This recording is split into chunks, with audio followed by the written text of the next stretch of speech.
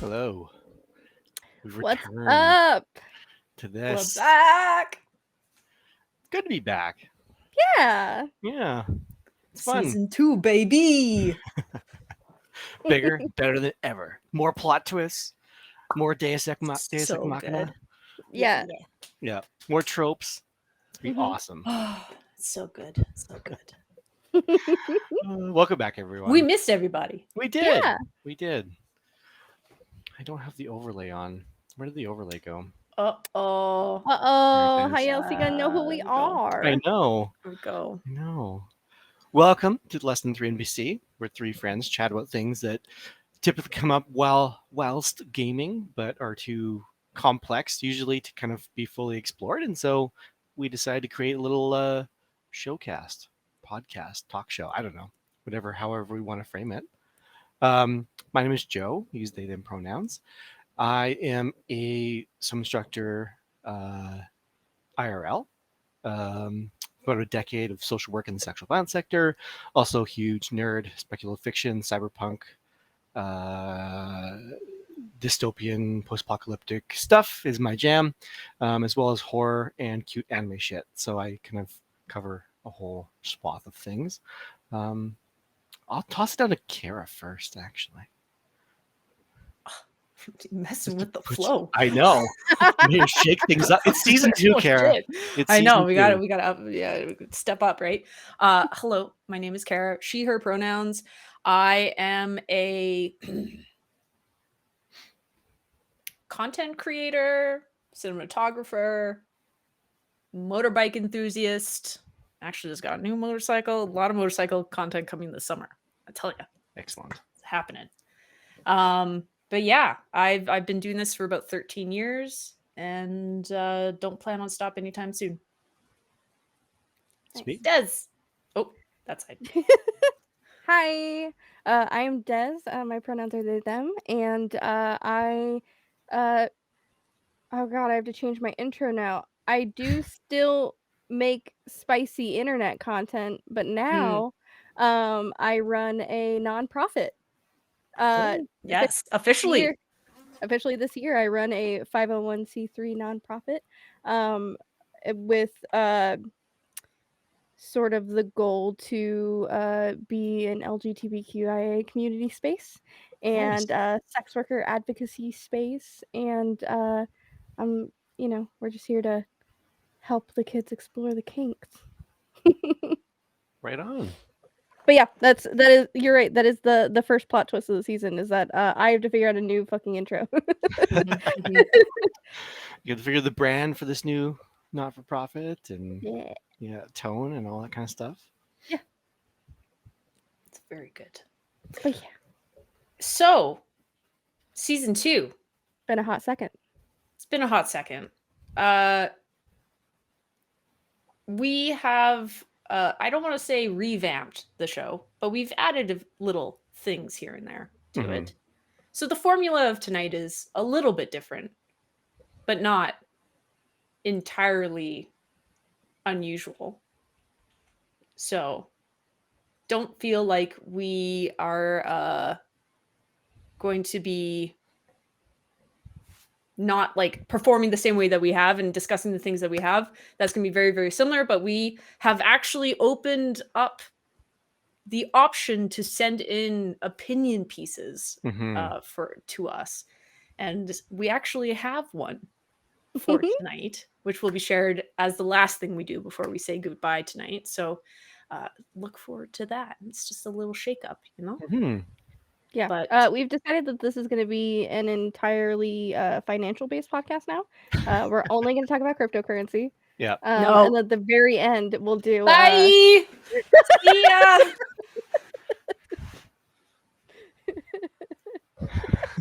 Nope, and she's gone. Yeah. She's left us. She's pulled a Malaya and disappeared No. into the night.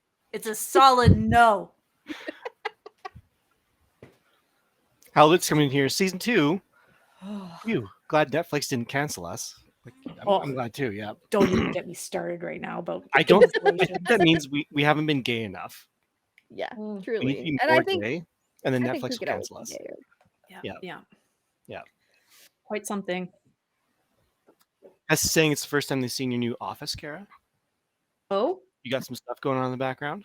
Yeah. mountain. Gonna glow up. Literally. Yep. The glows, they go up. I got some lights. I moved all my stuff around. So yeah, it's a whole new office right now. Quite Yep. like it. Sandra's lot of asking if work. we're turning this into a soap opera. Oh no. No. No. I want to I consider don't it. have a spicy enough personal life to make this a soap opera. Well, we can make stuff You- up. All we gotta have is like some. Oh. Some of us die and then come back, and then we come back as somebody else, and we come back as somebody who's possessed by somebody else, and then we possess somebody, and then we marry that person who we possessed. You know, stuff like that. Right. Yeah. Or just like every episode is a new wife that I Yep. have. Yep. New Yeah. evil twin, Mhm. possibly. Halbut's asking, did the kids still say vlog, or is that cringe now? It's probably cringe now, but we're not. I'm gonna hold on to it. We're not Yeah. gonna move away Vlog- from it. I don't think. Yeah, vlogging is like its own genre. And Yeah. people Yeah. still vlog. Yeah. Yeah. Yeah. Let's be clear. It's just the Zoomer kiddos have the attention span of 60 seconds. So their Mhm. vlogs are 60 seconds now. Yeah. So that's the difference, I think, that I've seen. I did have a Yeah. cringe moment recently. Oh. It came up in. So whenever there's a swim meet, and Kara will remember this, we Yes. have to do a lot of garbage cleaning after the swim meet ends, because swimmers do not clean up after themselves, and oftentimes we'll video the bleachers just to like bill the swim teams and stuff like that, saying like, hey, you didn't clean up yourself, we're going to bill you for this, that kind of thing. And over the radio, because we use radios at work, I said videotaping, and I could not take it back. And I'm like, dear God, I said videotape. Yes. Yep. That's one. Is that when you're Yeah. age? Yeah. Yeah. And the tape just sort of like seeped out. And as Yeah. tape was like processing in my brain and coming out of my mouth, I'm just like, oh no. Yeah. I just said videotape. Well, I think we are actually I almost think, quit just right on there. the precipice of making video, like actual videotape retro. Send them 'Cause I think we're VHS just email. bordering the 20-year mark on videotapes. Yeah. So Yeah. Yeah. it's okay.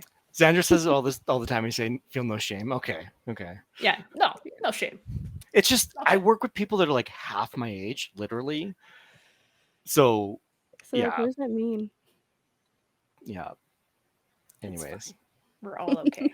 that's is that enough banter? I've embarrassed myself Yes. sufficiently for the start of. Suitable banter. Okay. Suitable front of Okay. the show banter. Very good. My embarrassment will come on later, Okay. of Yes, course, during by the show. accident. Yeah. At some point. I will continue to have no shame.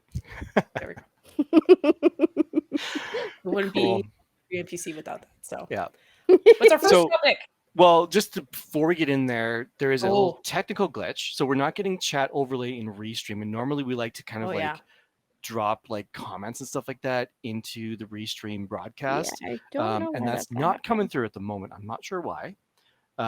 So I'll keep an eye on my chat. So I don't know if Karen does. You have my chat. Yeah, You have my I'm Twitch open? monitoring you. Okay.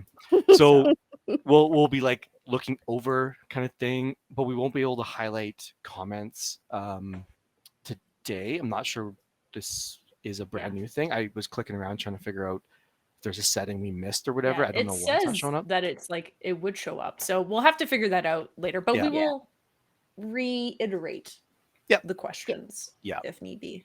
Yeah. So anywho, so with that disclaimer out of the way, yeah, I mean our like core primary topic is objectification. I think it was Enter.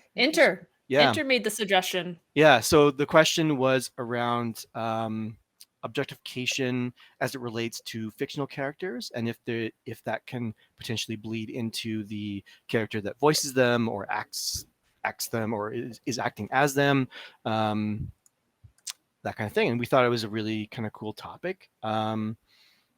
Yeah, so we wanted to kind of launch into that.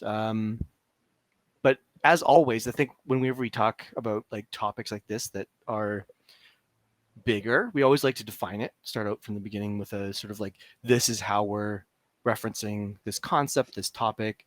And so we want to start with like objectification. what is it? And I'll just throw that to Des or Kara to start. Well, we do my have a perspective, definition, but we do have it, but I like giving our flavor to it, you know. yeah, okay. Because our flavor will change in the next hour. Yeah. Well, not It's really. an evolution. Yeah. But yeah, we'll get the like proper definition in a second here. But when I think of the word objectification, it's like to dehuman, Mm-hmm. to relinquish someone's capacity of being identified as a whole person, and you're taking something out of it, and you're just hyper focusing in on something. And I think what we've traditionally been kind of involved in that objectification, it's always usually been a very like a physical component of somebody. Right. I don't know if you could do emotional objectification, maybe somehow. I don't know. That's a weird one to think about.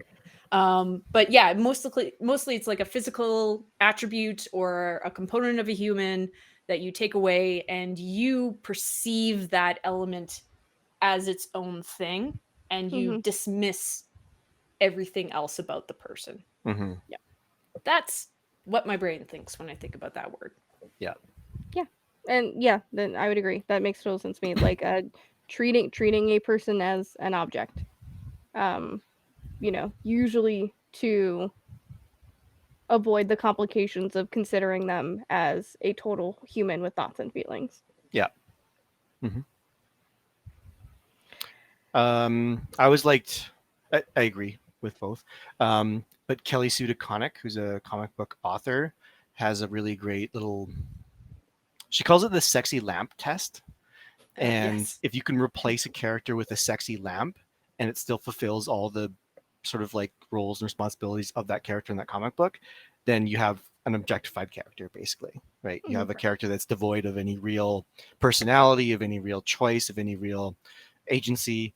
And so I think that's a kind of it's funny, but it's not, right? Because it's a very serious thing, and there's lots of characters in books, and mostly like femme and women characters who could be replaced by a sexy lamp, right? And the story would not change, right? And so I think that's, again, you're reducing this person. It's not a person, right? This is a placeholder.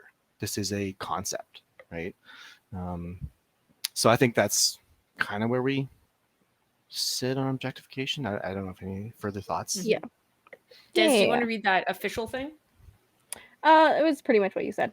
Okay. Objectification involves viewing and or treating a person as an object devoid of thought or feeling. Yeah. That's that. That's the thing. Mm-hmm. And we encounter objectification a lot in sort of the online space, as it were, because with when we're talking in terms of objectifying real people, even with social media, like because it gives such a low context view of like who a person is or what they do, it can often lead to people being objectified through social media. Yeah. Not treated as a person with real thoughts or feelings, just a picture on a page for whomever's enjoyment of whatever. Right. There's probably a lot of crossover between, and we talked about this in an earlier show in season 1, around parasocial relationships. Yeah. Right. So I think parasocial and objectification can happen kind of simultaneously, where you have this fantasy. They can definitely intersect. Right. Yeah. Of this person, and then on top of it, there's this objectification of that fantasy person you've had, created a relationship with in a parasocial way, right? Yeah, because you have to objectify someone to mentally sort of remove their own agency, and then the whole parasocial element of it is putting your fantasy and your agency on top of that like blank slate. Yeah. Well, and it's interesting too, because around the question that Inter was asking was, okay, so if we broke it down to a fictional character, so a person that is not real, right? A character or a like, I don't know, like creature or something, whatever, and you would just like be in the space of, well, I am in the mindset of, well, I could objectify this thing because it's not real.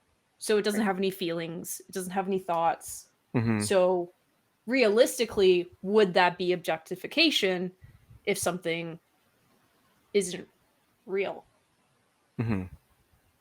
Yes. Right? And right. So why? Well, I guess I guess it would depend on sort of the type of character. Mm-hmm. Like, I think it's totally reasonable to object, like, the Mr. Peanuts guy, who's Okay. like, there's no storyline. Like, I'm just saying, it's a fictional character. It is there is no story. There is no emotion. It's Mm-hmm. just like, it is a drawing that moves. And Mhm. like, and there's nothing to sort of like, there's no baggage really around that. Like, you know, you talk shit about the Mr. Peanut guy all day long, Mm-hmm. and nobody else is going to identify with that experience because nobody else, like, nobody else is a walking, talking peanut cartoon. Yeah. Like, Correct. but when we talk about characters who are portrayed as humans, and like they have you know, written and created like feelings and thoughts and whatever, when you talk about those characters, especially in public spaces, people who share those qualities may also feel like those things don't matter, Mm-hmm. Mhm. or Yeah. like those, you know, those things are not useful in the conversation because this character who they share things with, like emotionally or thoughts or experiences or whatever, people are showing that ultimately those things don't matter. Mhm. Yeah. When they objectify Mm-hmm. a character like that. Halibut's in here talking about, with fictional characters, you could probably divide into objectification by the reader, right, the consumer, right, of the material, and the objectification by the author by failing to flesh out the character to begin with, right? Yes. And Totally. yeah, I think there's lots of examples of authors having characters as objects, and that's where Kelly Sue DeConnick's, I think, sexy lamp test comes in, right? Yeah. Mhm. But it's Have a you good guys point. seen? Have you guys ever dove into the subreddit men writing women? Yep. No.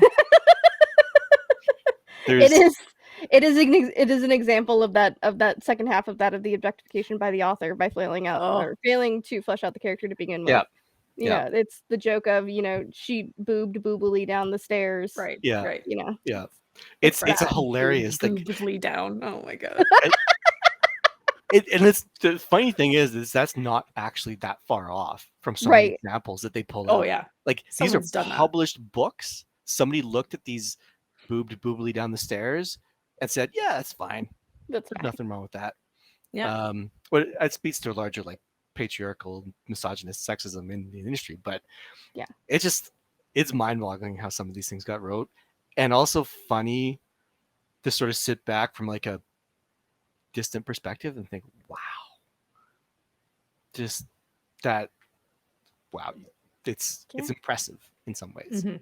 Yeah, but and it really shows you, because authors have to, like, when you're taking so many things into consideration and writing, especially, like, you have to imagine the entire world that you're creating complexly, Mhm. because you create your own sort of scenarios and variables that change the world and change the characters and how do those characters react. And there's actually, like, I say actually as if people don't know this.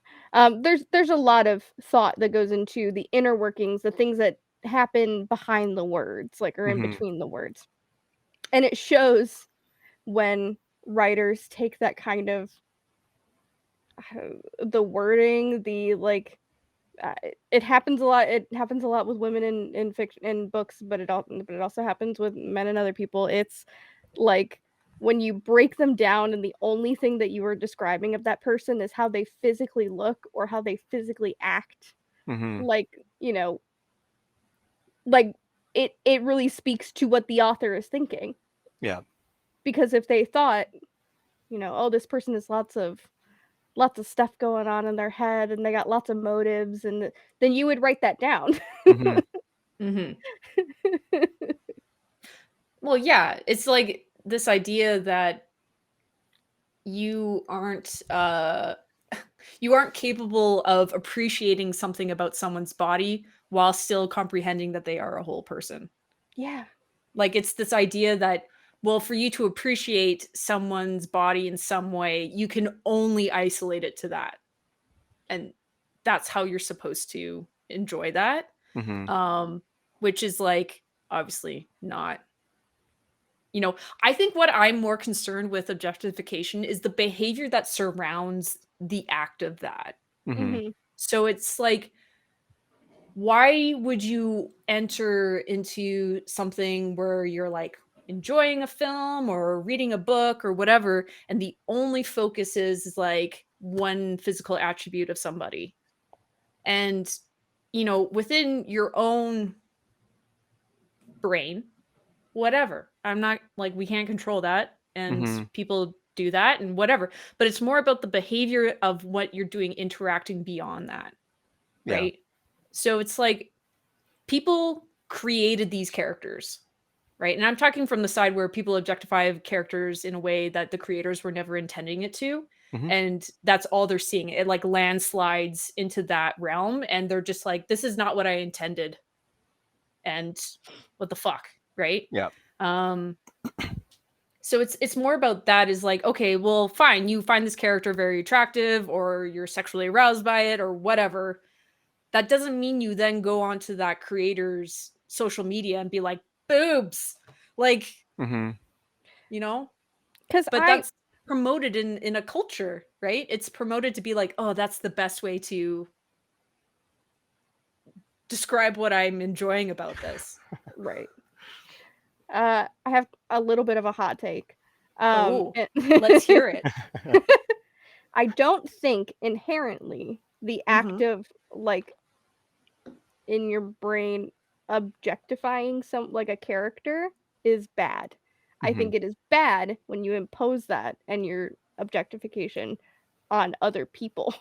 Yeah. Of course, that's what I'm trying to say. On the real people. Or Mhm.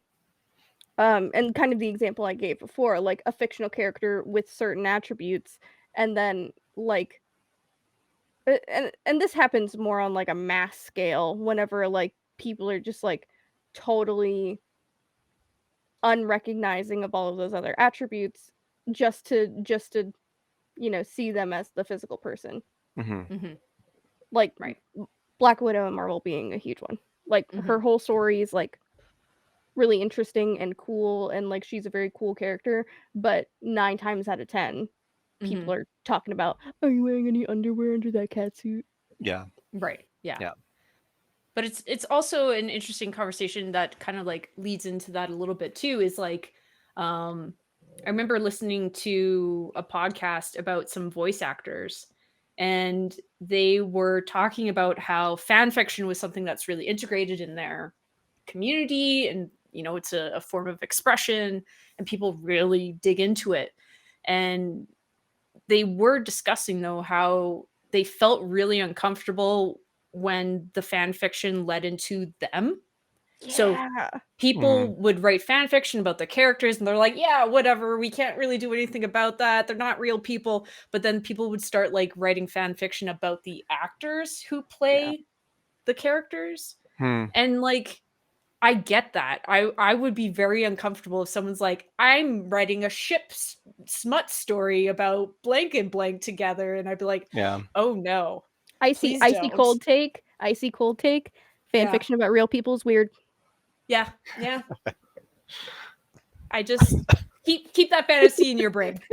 Yeah. That's all you, buddy. That's all. But yeah, but I think that comes down to the whole thing of like, do you see someone with the agency of, can you understand that writing fan fiction about a creator rather than the characters that they're creating is kind of a breach of respect in a way, Yeah.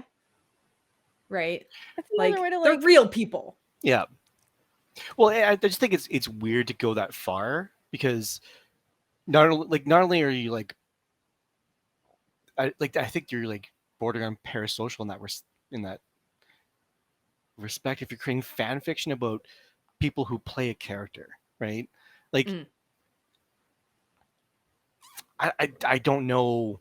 That's to be honest, it's mind boggling to me that someone would go that far. Mm. And I don't understand how that's a thing because it's just so far down the path of um being outside of reality. Like fan fiction is your creation, is your head canon. It's created by that, and if you take that from again in a fictional world, fictional characters, that's one thing, but to transition that to the real world, I don't know. It's just like taking fantasy too far, right? And I think that's where it kind of bothers me, right? Like fantasy is one thing, right? Like Des says, I would actually agree with Des's hot take that like it's not inherently. I'm careful what I say here. It's not inherently like immoral per se, but how you choose to behave with that process Mm-hmm. is where you can hurt and harm other people, right? Um, that's where you take that fantasy and start applying it to other people, right? Mm-hmm. I think it's more about, again, coming back to the behavior thing. The more you delve into a behavior, the more it starts emanating to other parts of your life, Mm-hmm. right? So, it's a learned skill set, basically. The more you objectify, the less you're able to contain that to a certain thing, right?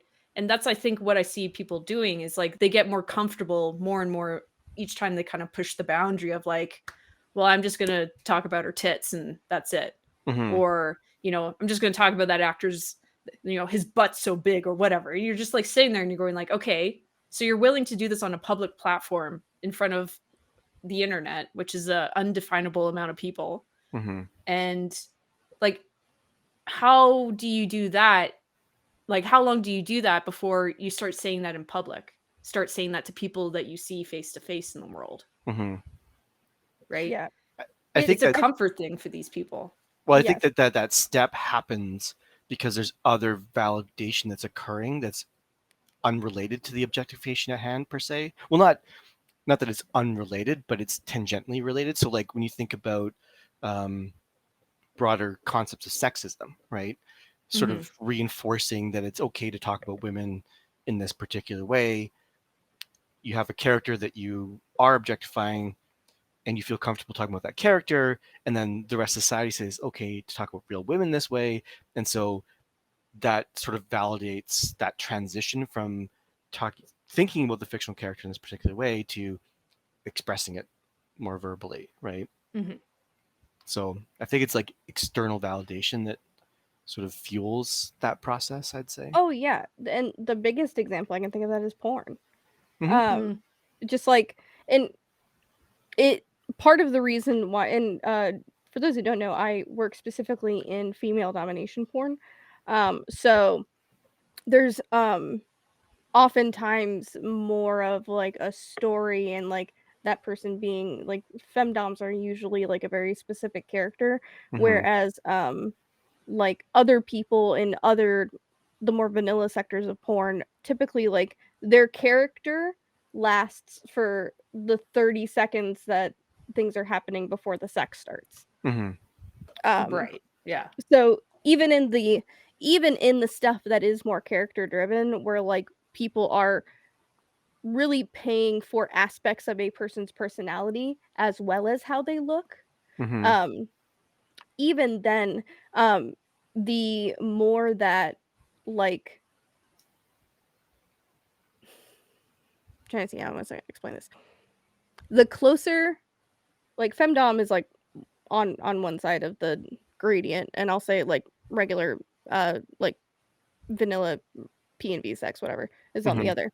The closer you get to like regular porn where the character aspect is not like really important to the porn, Mhm. the more objectification you get. Mm. Like sometimes, like I'll even see, like especially on Twitter, if like say my business partner, Alexander Snow, were to post a picture and some guy were to say something disgusting about her body, or like they kind of go into their own little like weird fantasies in the tweets, Mhm. like, oh, I could imagine doing this, this, and this to you. Other guys will hop on and they will tell him that he is wrong. Like, no, no, no, no, no. She would never fuck you. You are no, no, no, no, no. She is Yeah. a goddess. She is a dominant. She is a queen. Mhm. Like, can't talk to her like that. Like, But would that because be isolated to the dom sphere? yeah, it is.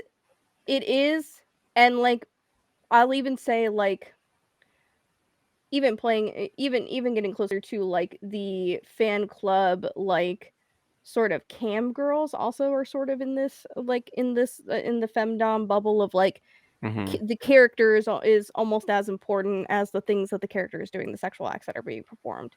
So Mhm. like the more a model can imbue their character with like desires and wants and thoughts and feelings and stuff like that, the less objectified they are in public overall. And I'm saying like not by any significant amount, because they're still porn stars. Like obviously Mhm. they're gonna get objectified. Yeah. Because they're selling a product that is the image of their bodies. Yeah.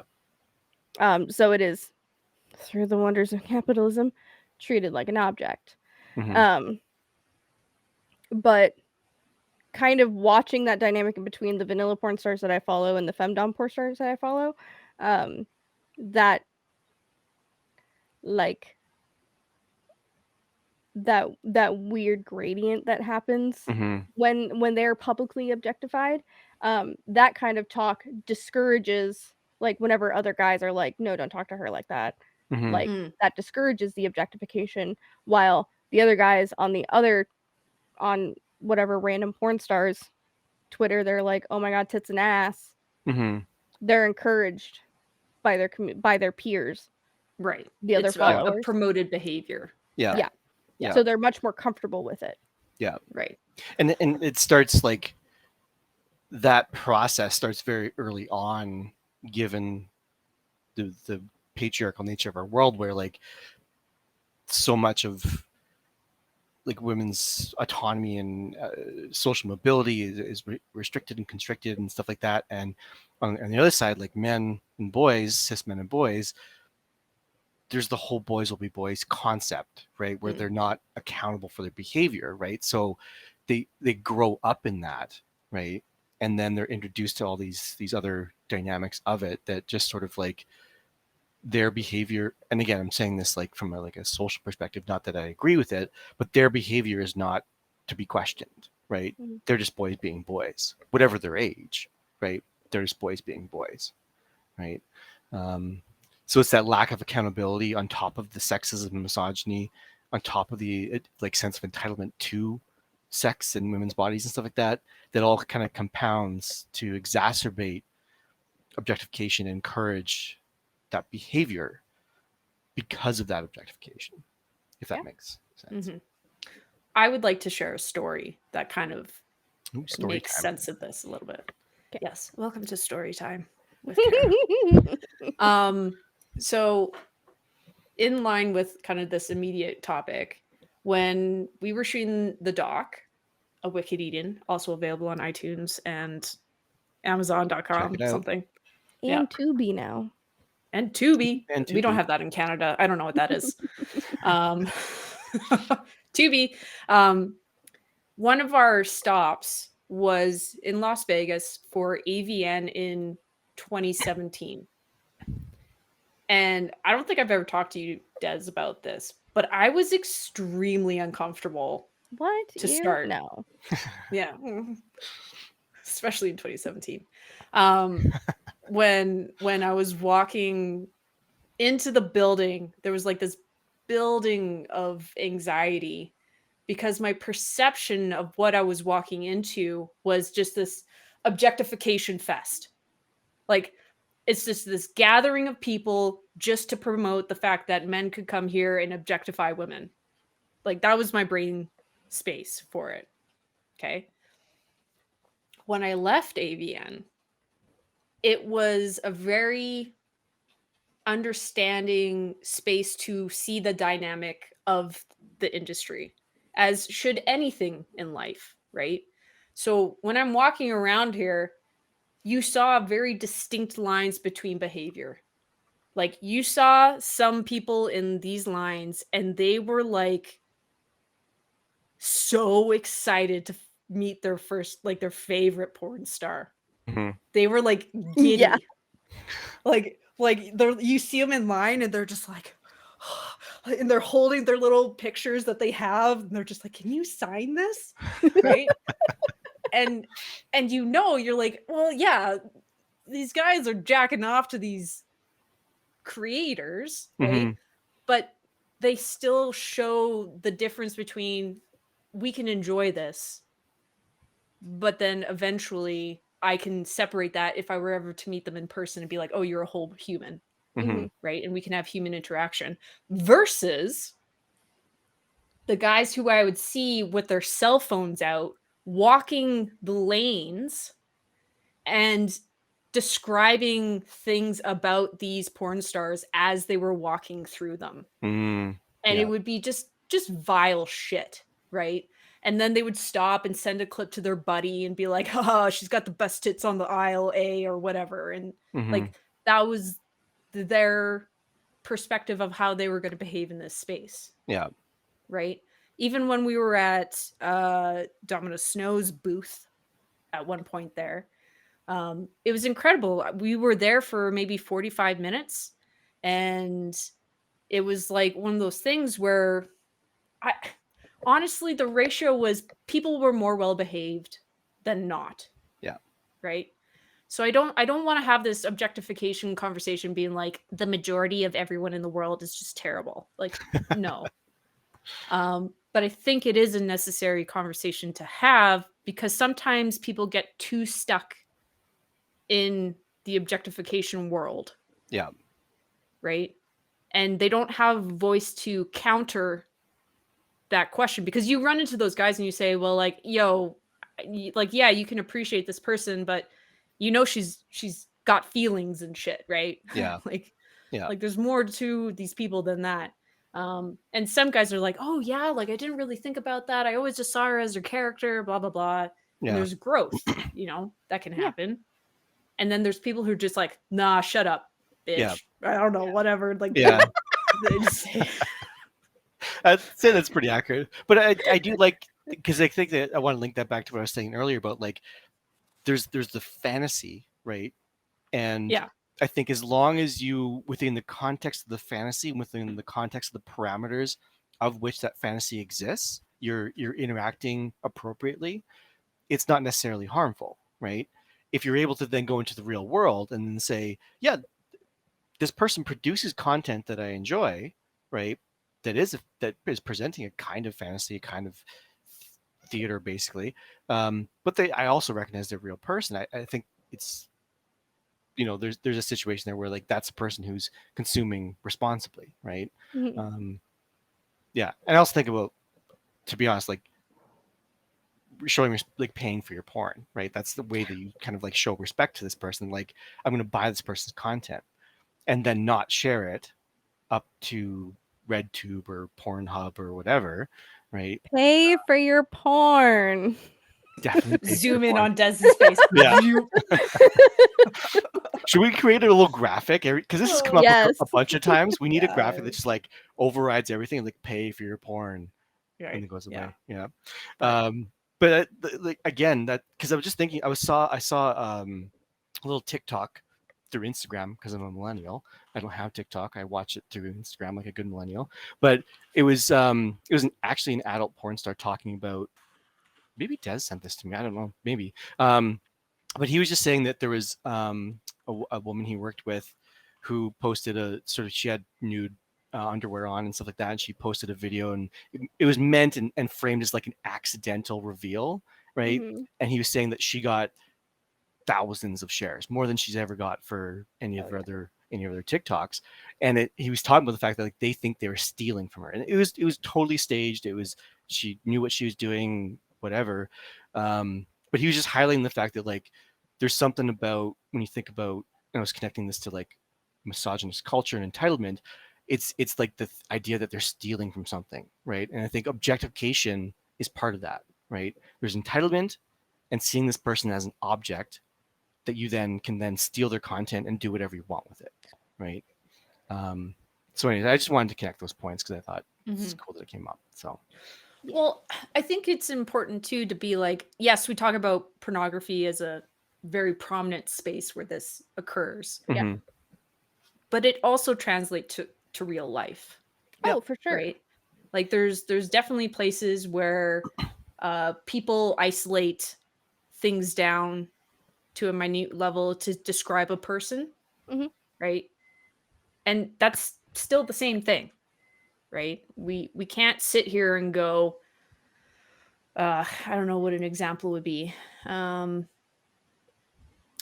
I worked in a very corporate environment, there was a perception that if you, the way that certain women dressed in an office building, she would be perceived as, you know, faking her way to the top, or Yeah.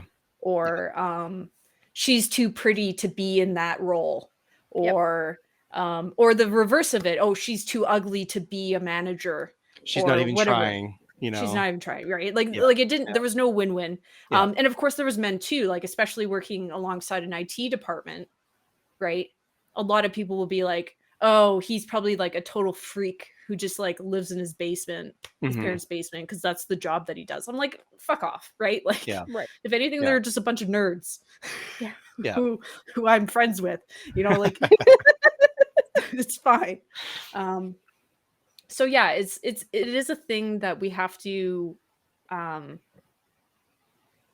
the very least, in real life, we got to catch ourselves Oh, yeah. when Mhm. stuff like that happens, right? Yeah, And for sure. And tackle that. yeah, and sorry, I had a thought and then it ran away. Maybe I'll just touch on Faji's comment here. Oh. It's rare that content creators show their real side in public. Maybe it's out of fear it would harm their brand by breaking the fourth wall. Oh, for sure. And Des, I'm sure you can comment on this, but like I've just from my experience, I've just seen different performers and content creators talk about the fact that like some of them are out and some of them are open about what they do and all that kind of stuff, and they're huge advocates and all that kind of stuff. I'm thinking of Stoya. Thinking of, I'm forgetting her name, Des, you might know, A Four Chambered Heart. Do you know the? Mm-mm. It's from UK. It's sort of more artsy kind of stuff, but she's very open. I actually make an assumption about her gender. I don't know their gender. Anyways, but they're very big advocates about it. But then I've had people talk about the fact, and they speak to the fact that like some content creators are not safe to be sharing identifying details about who they are, right? Yeah. And so they can't. And so because someone doesn't share those identifying details, it doesn't mean that they're necessarily a victim of the industry per se. Right. Because I've just heard feminist rhetoric, and this is coming from a person I worked with a long time ago, and I know her gender identity, she talked about the fact that she had an arc over the time when she was kind of thinking about sex work, and she was saying, you know, she's very open about sex work, and she's like, this was a Tumblr blog back in the day, and she would share content, and she would say like, oh, I'm only going to share content where I know the performer's backstory, I know who they are, they have personal details, they all that kind of stuff. And then I think someone challenged her on that, right? Because she then had a post where she talked about the fact that like Yep. I was making an assumption, and I was like, not white knighting. What would it be, like white knight feminist around sex work? I don't know what it Yeah. would be, but it would be like I'm only going to share content where they show their faces or like where they talk about who they are. And she's like, Gatekeeping about what a good content producer in that space yeah, is. yeah. And so she's like, I was being a freaking pearl clutching feminist around sex work. And so Yeah. it's I don't know, but anyways, Des, you probably And yeah. I think there's definitely a thread of what social media stars in general will share based Mhm. on what is safe for them to share. Yeah. I think a lot of them hold back on I think the smart ones, and in any case, hold back on identifying information, because you get like you get into a bad way with a certain crowd, and all of a sudden that stuff is very out there Mhm. and public. Mhm. So it never Yeah. goes away. So I think there's an element of that for sure. Um, and I think and I know porn stars know the game. Like they know what they're doing with their social media when they post things to be objectified, Mhm. because they know that the fantasy is that they are just a body. They're a person with no thoughts or feelings or whatever, because those things complicates relationships and interrupt what some people view as a sexual relationship. Some people think that emotions interrupt that, Mhm. um, and interrupt that connection. And also, by being a blank slate, as it were, you could appeal to a much wider audience. So that's for a lot of porn stars, that is the game. It Yeah. is reveal as little about yourself as possible so that you can be a blank slate, so that you can appeal to every type of viewer, so you can make your coin. Yeah. With the sort of what I see as a more growing conversation is like the sex workers work movement, and trying to like realize that these performers are real people, and Mhm. like seeing them for the real people that they are, and trying to have people treat porn stars more like actors, Yeah. um and that like I am playing a role, I am in a fantasy, but in my real life I may have very differing views or circumstances than my character does. Mhm. And some some viewerships really push back against that kind of thing. Like if, a model's in a car accident and she's never really been super public about her personal life or whatever, but she's like, "Oh, I'm not going to be shooting for the next 6 months. I was in a car accident." You know, her replies would be filled with like whatever, like "fuck you, bitch. I don't want to see you anyways." Mhm. Cuz that's not important to them, because that's not the image that they've curated, Yeah. because they're trying to appeal to a mass audience. And I don't knock that at all, cuz A, you're keeping yourself safer that way, by putting as little personal information out there as possible. Mhm. But B, like you gotta make money.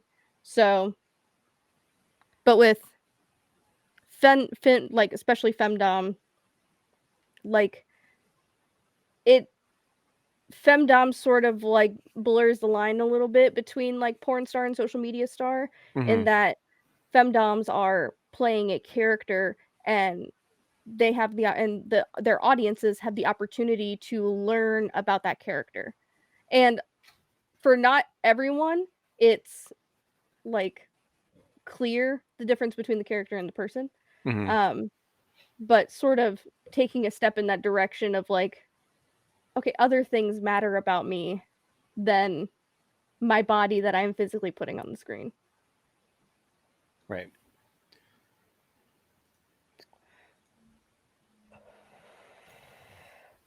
But yeah, so I think it's a little different between specifically porn and social media stars. But now we're kind of getting into it with actors too, where Mhm. like the Pedro Pascal is daddy phenomenon that is happening right now. Yeah. Like where people are just like, oh, he's played all of these like really like, I don't know, I don't even know how you would describe his characters, daddy-esque characters, you know, male figures of authority of some thing that have positive traits or Mhm. whatever, and then like attributing all of that to Pedro Pascal's personality, which I don't know Pedro Pascal. Like, I Yeah. mean, he seems like a nice guy, but you know, I don't know that he's daddy. The internet has decided that he is daddy. Mm-hmm. So they've like drained him down to like one aspect based on the characters that the kind of characters that he's played. Yeah, and I think he's being a good sport about it, because I think there was that clip. It's like, yes, I am your daddy, right? Like Yeah. he had that one clip, and I think that's him still playing the character, though, right? Yeah. And like you say, trying to appeal to this massive audience, because the reality is, the more sort of like noise there is around Pedro Pascal, the more work he's going to get, right? Yeah. Because he's like the thing now. He's the hot button male actor. Everybody wants him in this thing, and he's good at what he does, and he's supportive of trans rights because his sister's trans, and that's sort of like, that's bonus points for me. But yeah, we don't actually know who this guy is in his real life, right? And a lot of people are putting stuff onto him, and so yeah, it's tricky, right? Yeah. He's like, his objectification is currently working out for him, Mm-hmm. but that might not always be the case. Yeah. Yeah.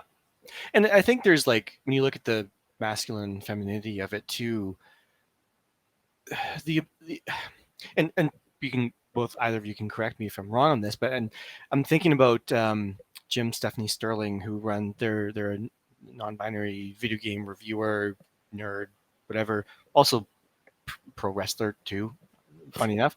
But they had a really good video, and it's years back now, and it was on masculine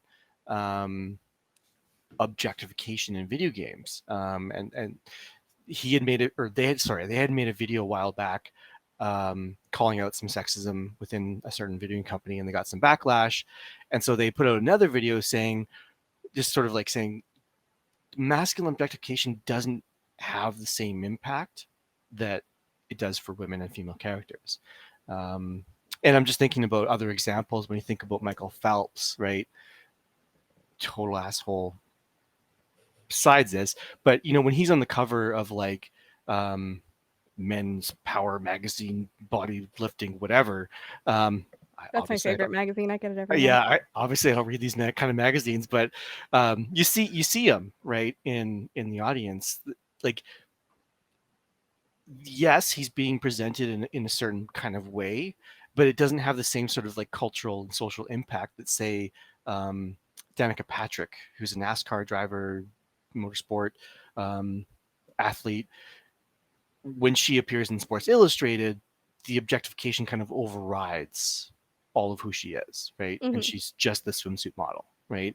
Whereas when Michael Phelps is presented in a magazine, people will still appreciate his physique and physicality, but he's still the multiple gold winning medalist and right? So the objectification doesn't happen in the same way. It can still happen, right? Mhm. And you can still have it be harmful, but I think it's important to note that it doesn't. The impact is different because of how things are structured in society and stuff like that. So, yeah. It's not. It's also like kind of when you get into that mindset of like, this is how you think about people, mm-hmm. it becomes increasingly harder to imagine people complexly. If all you're doing is seeing two-dimensional figures without thoughts or feelings, Mm-hmm. and it ultimately, like, getting in sort of that objectification mindset can affect real life relationships. Like, not even just like new starting relationships, but like, how do you end up, because physical objectification I don't think is the only kind. I think you can also like, I objectify people by their role. So like, not thinking that your mom is a real person. Your mom is just mom. She does mom things, doesn't exist outside of mom things, doesn't have any other thoughts, feelings, or desires outside of mom things. Yeah. That's it. Teachers. just, it's like that whole joke of like seeing a teacher out in the grocery store is like walking a dog walking on its hind legs. Like Yeah. it's Yeah. because you only see them in the context of teaching. That person is role objectified into being just a teacher, Hmm. and they don't have any thoughts or feelings or other considerations to even think about Yeah. because that's all you see them as. Yeah. Yeah, that's a good point. And Halibut's dropping in chat here. Wife, secretary, I think, are other examples of that. But I think that's a good like example of non-sexualized objectification. Mhm. I mean, Carrie, you gotta see it on Cruise all the time. Yeah. Like you're just your one defined little role, Mhm. and you're not a person with needs or wants or feelings. Yeah. Oh yeah. I mean, most of the crews that I'm on, I have lower responsibility, but that also means disposability. Hmm. There's lots of times you're on set where producers will come onto set and they don't see you as a person. You're a implement to achieve their goal, basically. And I don't want to say that like as a blanket statement, but it does happen. Yeah. So Yeah. but yeah, I mean, I think there's like a lot of complexity to the effects of what objectification does to people, though, in the way that they value themselves. So it's like again, I always just pull from my own experiences. Like I remember being in grade 7, which is 12. It's 12 or 13. No. Yeah, I think I was 12 or 11. And that's the time that a lot of young girls start developing their bodies. And I have to laugh because it's so sad. But I remember that was the first time that I had boys in recess comment about how I wasn't wearing the right bra, Hmm. or that I shouldn't play sports because my boobs are now visible. Hmm. Or Boobing like, boobily all over the court. yeah, exactly. And what that did to me, let alone the fact that I like, young Kara wasn't figuring out, my own sexuality and what I thought was attractive or what I thought was cool or whatever it was. All that did to me, though, personally, was, oh, this is the only thing that I'm going to have to deal with now Hmm. when it comes from people around me. And eventually it comes from the girls too, right? Because it becomes this pitting against one another of, well, you have this and boys find that attractive, but you don't do anything with it, so you're wasting it. Hmm. Mm-hmm. Type shit, right? Like, so from my perspective of objectification, it was like rather traumatizing to be honest, growing up around that. Hmm. Because it was very interesting that I had a lot of guy friends because I liked a lot of, non girly things defined in the 90s. So, Which was I very liked black and white, by the way. very, yeah. Anyone who remembers the 90s, it was black and white. Yeah. Just straight down the middle. Yeah. But it was one of those things where I liked video games, I liked being active, I liked swimming, I was in sports and all these other things. But it was incredible when you start getting into the mid-teens, I suddenly wasn't acceptable in that space anymore. Hmm. Because they couldn't possibly understand that I was interested in these things without it being like, I'm trying to get close to you. Yeah. Right. So you And- weren't being legitimate in your interest in these things because you were trying to get close to boys. Is that what?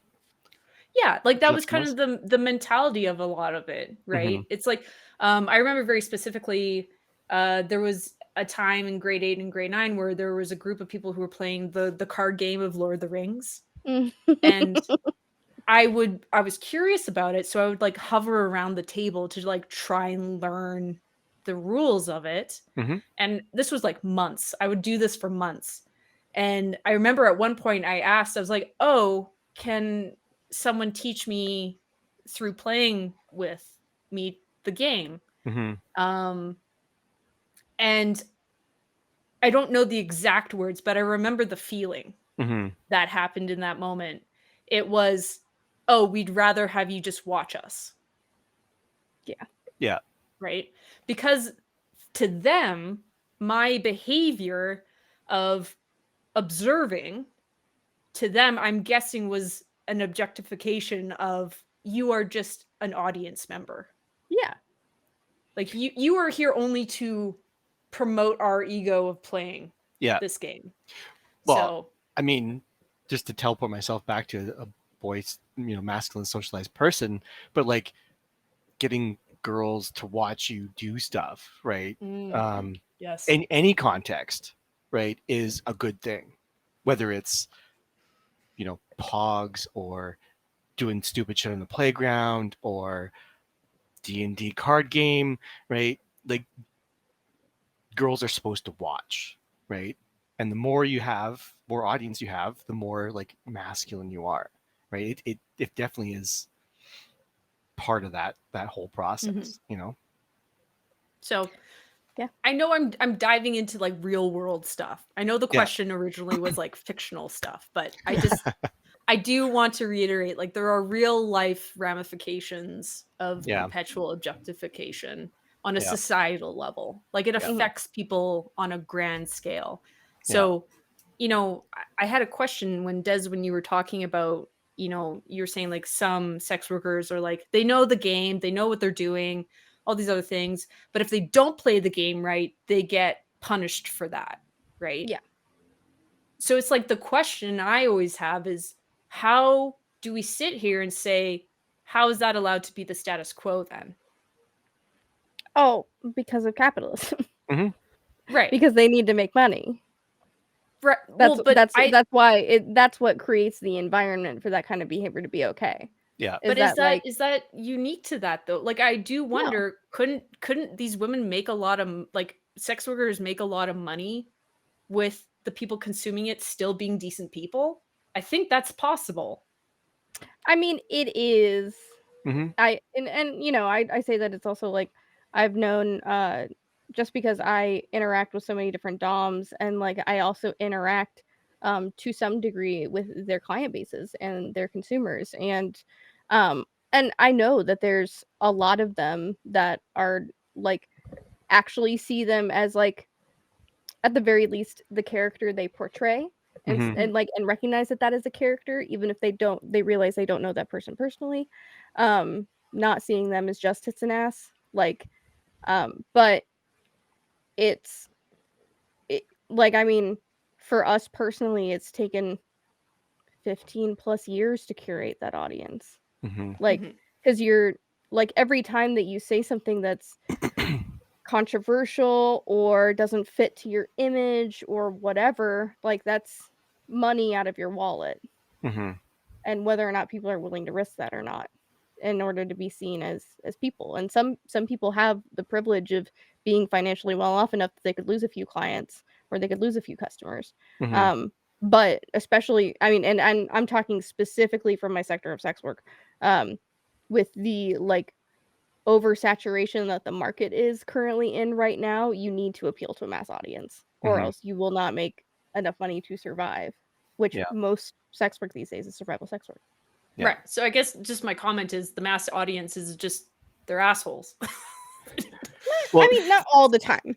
yeah. No, but this is what I'm trying to say though, is like, it just keeps coming back with, we're saying, well, oh, if they don't behave a certain way, then they're going to lose clients. And then I'm like, to me, the clients are the problem then. Oh yeah, for sure. The Yeah. Right? Like, the overall like misogyny and objectification of like sex performers Mm-hmm. like is huge. I mean, there's an entire like the reason that BBC exists as a clip category is not because Black people were like, yes, I would like for people to fetishize me for my Mhm. large dick. mm, Yeah. No, it's because other people made that decision for them. Yeah. mhm. And now that is like the decision to objectify that person for that skin color for that specific body part. Like, Mm-hmm. that's not something that happened with Black creators' consent. That Yeah. was just a thing that happened. Mhm. And now that is either you like just decide straight off the bat that you're gonna reject that, and reject that kind of language, and not work with certain kinds of sites or whatever. But when the economic environment already exists where that is a standard of the industry, Mm-hmm. it puts you in a bad place financially. Yeah. Which speaks to larger issues that are really outside of our control as a individual person, right? But it does come down, and this is why I think it comes back to pay for your porn, right? As a concept, right? Yeah. Is more like philosophically speaking though, right? Like consume critically, right? And recognize that not I hate the term like vote with your wallet kind of stuff, because it's so Yeah. Karen and I were just ranting about this. Like it's so pointless because Amazon doesn't give a fuck whether you boycott them or not, right? Yeah. There's such a behemoth of a machine that one person, I'm not buying from Amazon, doesn't make a difference, right? Because they've cornered the market in affordable, accessible content or like products. But it's it's hard to find room to move in a capitalist environment that boxes you in to certain limited options, right? And I won't always, and the giant corporations have created these systems. Yeah. And as a consumer, because I've seen this on the categories argument in the porn world of whether it's ethical or moral or okay to have Asian as a category, and ebony as a category, and to objectify people down to their race and make that as a way to search content, as the algorithm, as it were, to look for the kind of content that you like. Because as a consumer, there's basically no porn sites that don't do that. Yep. Unless you're going to fan sites and you're buying from individual creators, which is I think another reason why the individual creator market is up now. Solo producers are it right now. But because I won't put a blanket statement and be all porn audiences are bad. Because there are people who are just, they have no other options. They're I'm not talking about the people who say shitty things to people. If you're gonna objectify someone, keep that fucking shit to yourself. But as far as the objectification of these people inside of the system, that's a thing that is outside of the consumer's control. Yeah. Typically. Yeah. Right. Okay. The change that we want to see requires this major shift that happens over time, right? Where people reinforce the behavior change that we want to see, right? And I don't know. I think pay for your porn is a way to start. Oh right? yeah, support indie porn all day long. Yeah. Well, and sex work is work. That it was a mind-blowing concept to me when I first was introduced to it, where it's like it is just work, right? It's not empowering or not. All this discussion around it, it's just work. It's another job. It should be just seen as another kind of job, right? But it's not. It's inundated with all this other baggage, right? That obfuscates the conversation around the fact that it's just work, right? It's a person doing a job, and when you look at the bell curve of you have people with privilege just doing it and they could do something else, but they're just doing this thing. You have people on this side of the bell curve where they literally can't do anything else, and then everybody else in the middle is just your average Joe worker, where some people, they have other options, but they're not great. Other people have other options they could do, but they like it, and then everybody else is stuck in the middle where it's just it's a job. I see that as as a swim instructor, right? I probably on the spectrum of this is great, but I actually don't have many other options, right? But every job out there is like that. Every single one is the same bell curve, right? Yeah. So okay, I want to reiterate the question so that we can potentially wrap this topic up a little bit. Yes. Okay. So The original question was, is it wrong or even possible to objectify a fictional character but still respect the real person artist behind the character? I for think sure. the answer leans Yes.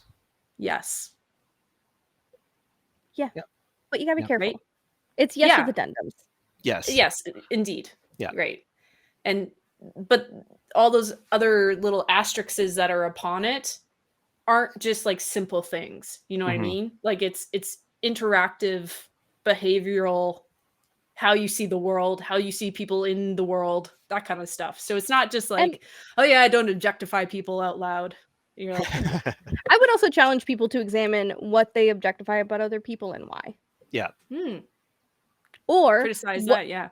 or what they consider, because some people think it is okay to be objectified, like Mhm. themselves, like they like the feeling of objectification, Mhm. and that seeks to and that speaks to a greater need for like being desired or being loved, or it can just be a sex thing. Yeah. But most fetishes, in my experience, speak to like you have certain fetishes because you're trying to complete a physical or emotional need you do not get. Yeah. Yeah. And objectification is one of them. Yeah. So, Yeah. it's just a thing, like if you do choose to have like play the sort of fantasy mind game of like objectifying a character or whatever, for whatever purpose, like examining why, Mhm. or even real people, even yourself. Yeah. Examining why is important. Yeah. Mhm. You might be curious to find out what is behind it, because I think especially when it comes to like fetishes and stuff like that, we don't really talk about porn in a healthy way anyways, right? Let alone sharing and expressing what fetishes we do have. So oftentimes it's just sort of like this subconscious thing that we might gravitate to a certain thing, but it might be cool to explore with yourself just what it is that is drawing you or keeps you coming back to a certain thing, you know, so that you can then separate the fantasy from the performer and think it more critically and appreciate what's being created and stuff like that. I don't know. I think I agree, Des. That's good advice. Can I ask my Yeah. question? Oh yes, ask your question. Yeah. And I put it out there because it might be a further rabbit hole, but I just had this thought when we were talking about this topic and what it would be to, chat about it and stuff like that in public, but like, is desire objectification? Oh yeah. Is desire objectification? I don't think so. I don't think inherently, because I think desire is like a more overarching like feeling, like, Mm-hmm. because I guess I don't know. It depends on how people desire. Mm-hmm. Because I am a person who, like, if someone says something fucked up on Twitter, I'm going to think they are less hot. that how they act Mm-hmm. affects how hot I think they are. Yeah. So like that in my definition, in my personal definition of like desiring another person, Mm-hmm. with the things that would factor into whether or not I desire them, are multifaceted. Yeah. It's not just how a person looks, it's also how they act. Yeah. Yeah. But that's not true for everyone. Some people just Yeah. desire a person based solely on how they look, and Yeah. that Indeed. Yeah. lends towards objectification. Well, and it's also if you're creating a dynamic of this person in your own head too. Mm-hmm. And then that's what you desire. And you always hear these stories about people who they like meet these people, like it's not even a sexual thing. They like meet their heroes, and then their heroes don't act the way that they think that they'll Mm-hmm. act. Yeah. And then they're like, how dare you? Because you can't disappoint a picture. Right. So it's like I got that reference. Thank yeah. you. So it's one of those things where I don't want to say desire is purely objectification. I think it's just such a broad spectrum of experiences and interactions that kind Mhm. of define whether or not it is. Yeah. Because sometimes desire is utterly innate. It's like not even like a thing that you think you like qualify as like, oh, I like this, and this about a person. It's like Yeah. you just, you talk to them or you have an interaction with them or you see something about them online or whatever, and like you desire them. Like Yeah. it's something about it, something non-front of brain happens and you're like, oh, that person. Yeah. Yeah. But I mean, I just wonder though, like, just because like I'm seeing like conceptual similarities between desire and objectification, right? Because like with desire, like Desi said, you listed like this, and this. It gets like funneled into this like ephemeral thing you can't really put your finger on, right? But I think when you think about people you desire, there's like you can pick out certain things, right? And when people you do make that connection, you're like, I like this about them, I like that about them, I like this about them. They do this really well, and every time they do this, I just swoon, right? So there's like specifics, right? And I see parallels in objectification, right? Where like in objectification, it's not just necessarily like I like this part of their body, right? It could be like I like these parts of their body, and I like that they perform this, they present themselves in this way, right? So yeah, I think when you start adding thoughts and feelings to it, like and it's something that like observable thoughts and feelings, and not something that you've projected onto that person. Yeah. Like that's when it runs away from objectification. I think that's just that more falls in line with just like straight desire. Yeah. I think. Right. Yeah. Looking respectfully. But The it's term I use. but is looking I'm what gonna gift that for later. what I was just gonna say is looking respectfully still objectification though. I don't think so, because I think it's leading more down the line of what Des is talking about, like what desire can morph into. Yeah. Right. So it's the whole idea of you have the front brain experience, right? That might be like a trigger or something, but then it leads into, oh, I've learned this thing about this person, and I've seen this about them, and I've listened to them talk about this thing that they're really excited about, and you create a more informed, evidence-based perspective of what you desire about them. But what if they don't have that content out there? What if they just have their persona out there? Well, then that wouldn't be looking respectfully. So you can't look No, respectfully I think you can. at a porn performer who's I think presenting there's a like certain just image of too many variables that are like off. No. I think I think the thoughts and feelings part is important of it, because why are you looking respectfully? Why are you not just saying something about their tits or their ass? Oh, I see. Yeah. You are looking respectfully because you assume this person has feelings. Yeah. And But you want to respect them, whatever that is. Yeah. Right. And I hold myself to that integrity line. Right. Sandra, have you not What's seen happening? this show? Sandra said, I think this is getting overthought. Sandra, have you not seen this show? This is the whole point. This is the whole point. It's my philosophy yeah, degree coming into it. I think the bare minimum though is like, don't get me wrong, I get thoughts in my life when I'm just like, oh my god, women. Like it's very overwhelming.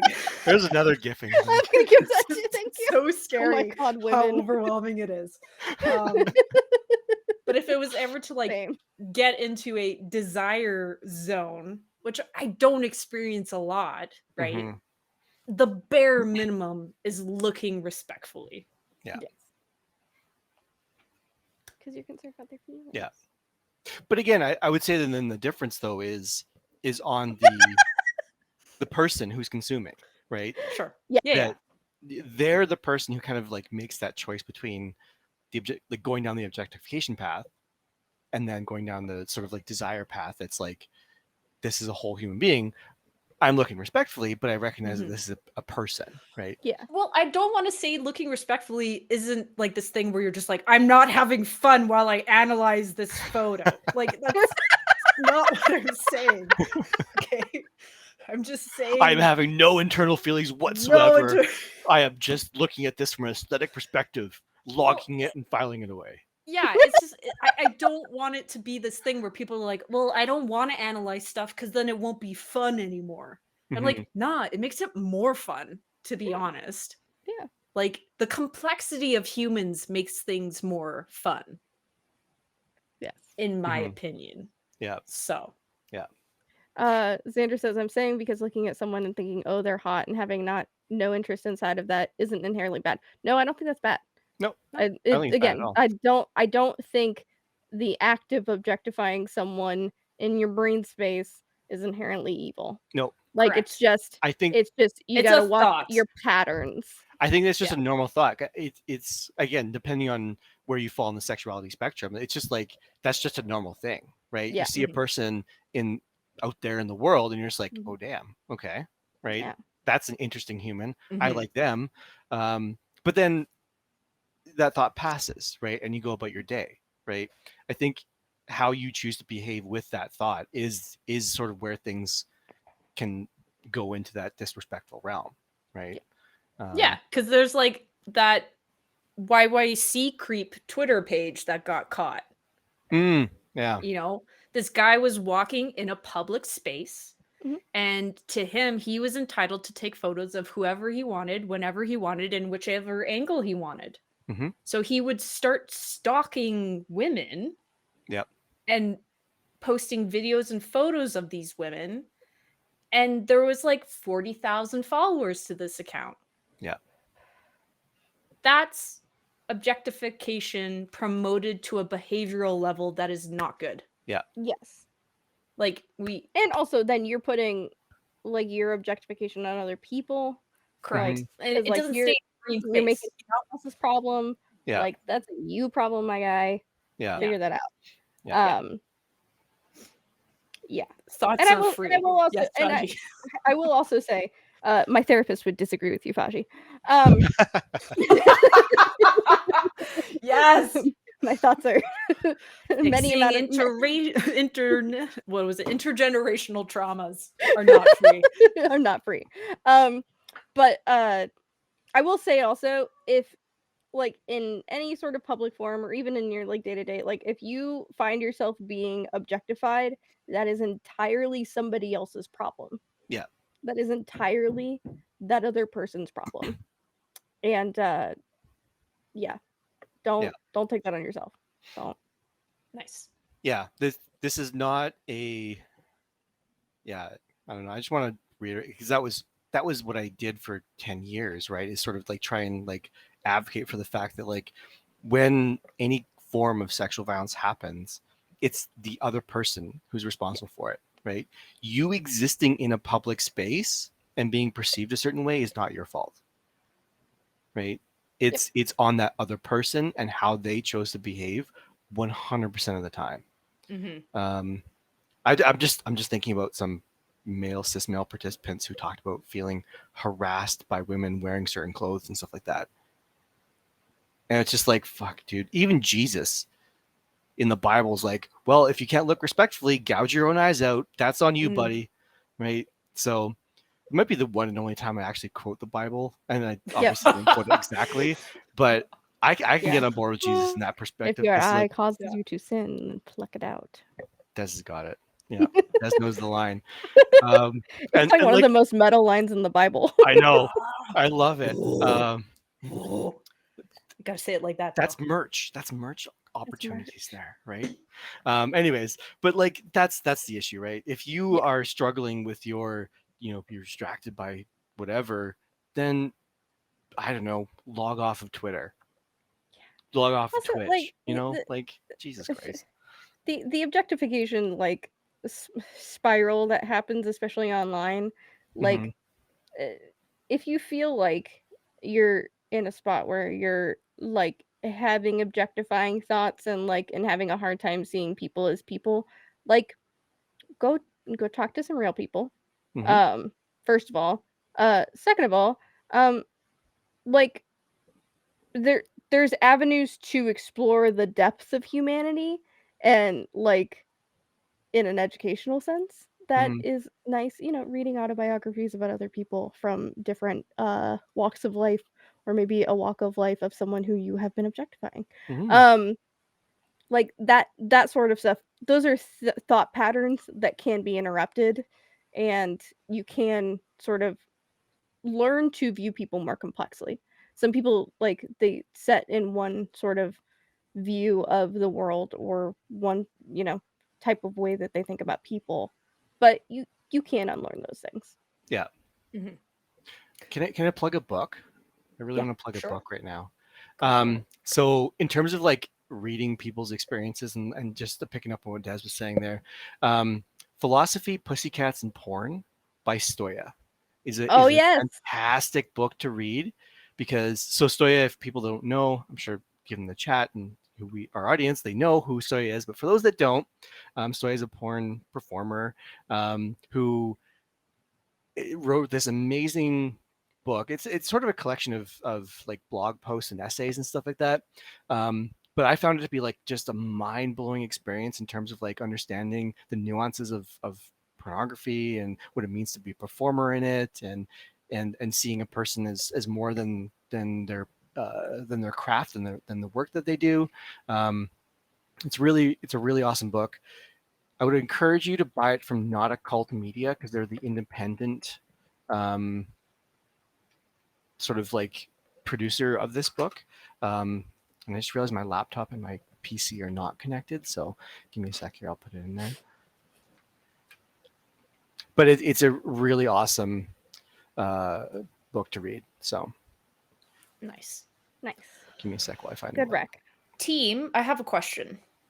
Question. Do we want to just do our advice question and not rush our communications discussion? I think so. Okay. Let's do that then. Let's do that. We'll go All right, through Joe. communication styles. Read Do the our thing. anonymous question. You're supposed to say do the thing as the reference. Do the thing. Now. Yeah, it works. Okay. Go for it, Kara. Oh no, it's yours. You're the host today. Well, no. What are we doing with this, Kara? What's this advice? We're just reading it. Okay, so No, this is what's sent by anonymous, huh? What's this meant to do? Like, what are we doing? This is one of the new sections, right? So right, this is the new section. So someone has written in, and we're reading the conditions that they have sent to us, and we are going to give advice based on this question. So this writer says, I'm worried that one of my friendships is turning toxic. There seems to be an escalation around competition and time availability. I don't want to be left out, and I still care for this friend. How do I approach this without losing my friendship? Sweet. That's a tough one.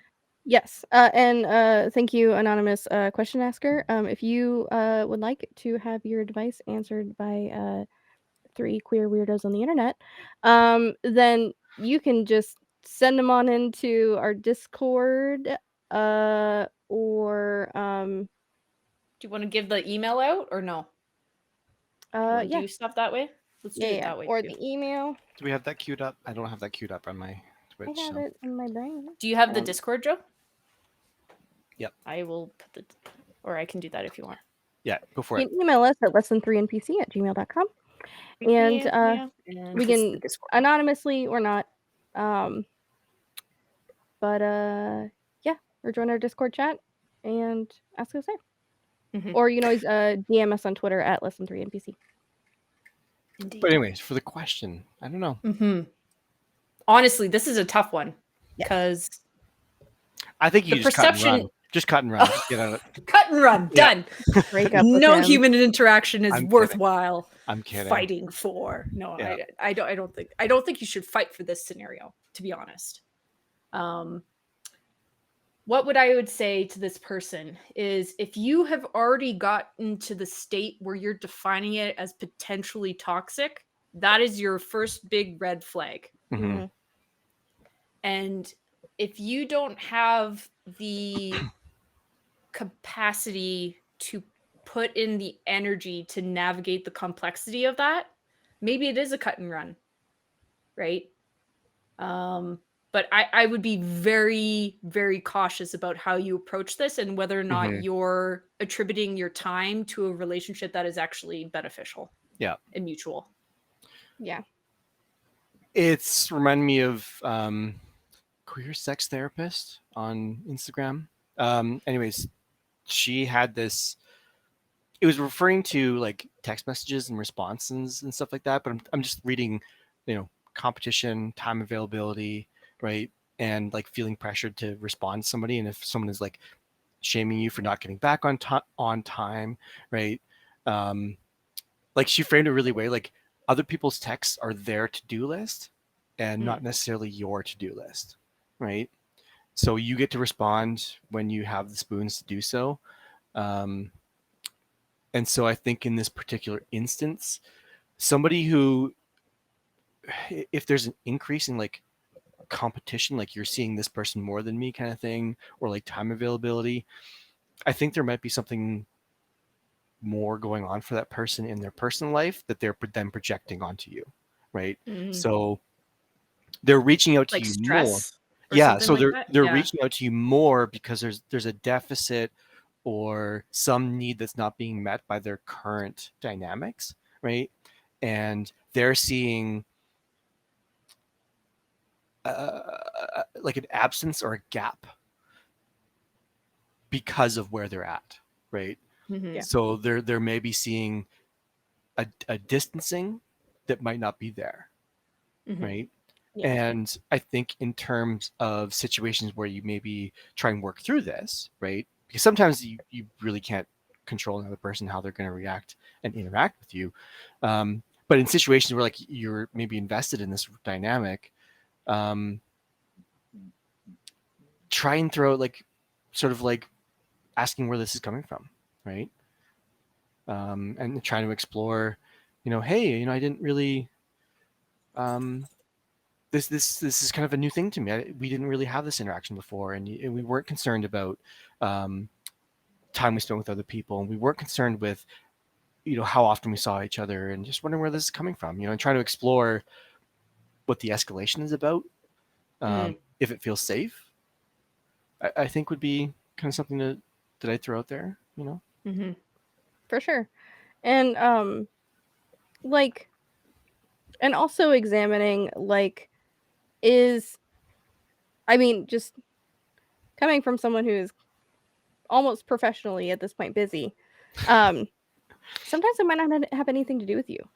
Yep. Like sometimes like you might be reading into like a gap in communication or an absence as a purposeful thing, or like a way to be punished Mm-hmm. for something that happened, or for some sort of negative way they're feeling about the friendship or whatever, when it could be just, I was very busy for a while and like I just didn't have the extra energy. Like I've had friendships over many years that have ebbed and flowed, where like I wouldn't talk to them Mm-hmm. for 6 months, and then all of a sudden we're talking every single day, because things sort of freed up in my mental space or their mental space or whatever Mm-hmm. happened.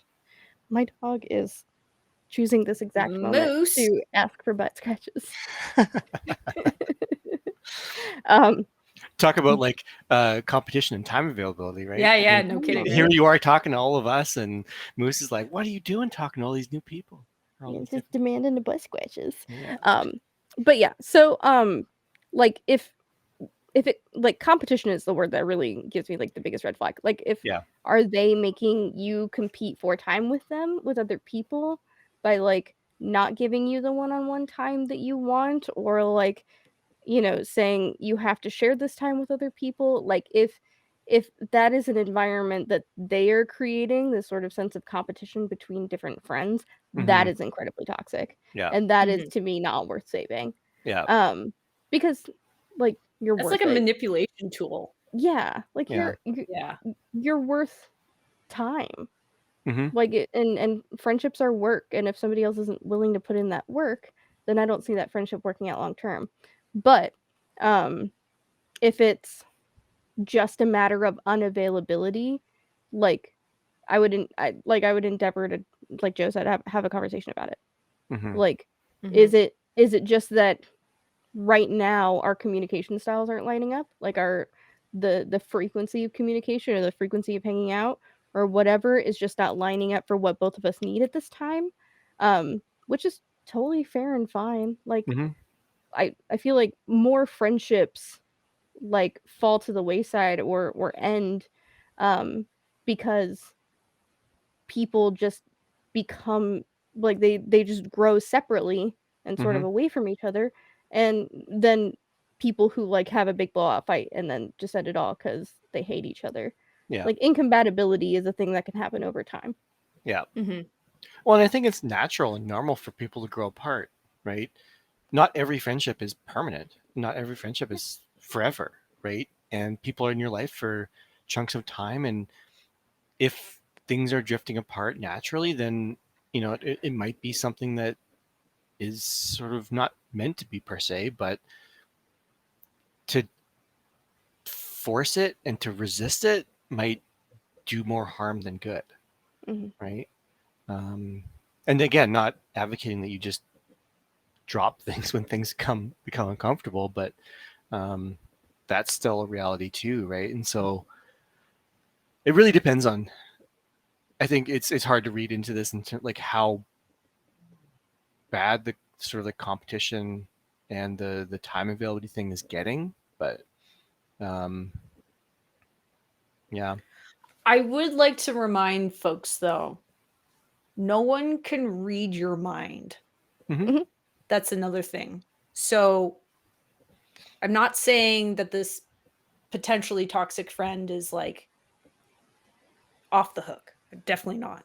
Yeah. What I'm saying, though, is we as individuals do need to learn to a point is like you could have this ruminating thought over and over and over again being like Mm-hmm. why aren't they talking to me, or why blah, blah, blah. Like there's so many things that can happen in your brain and you sit in Mm-hmm. it and days and days and days.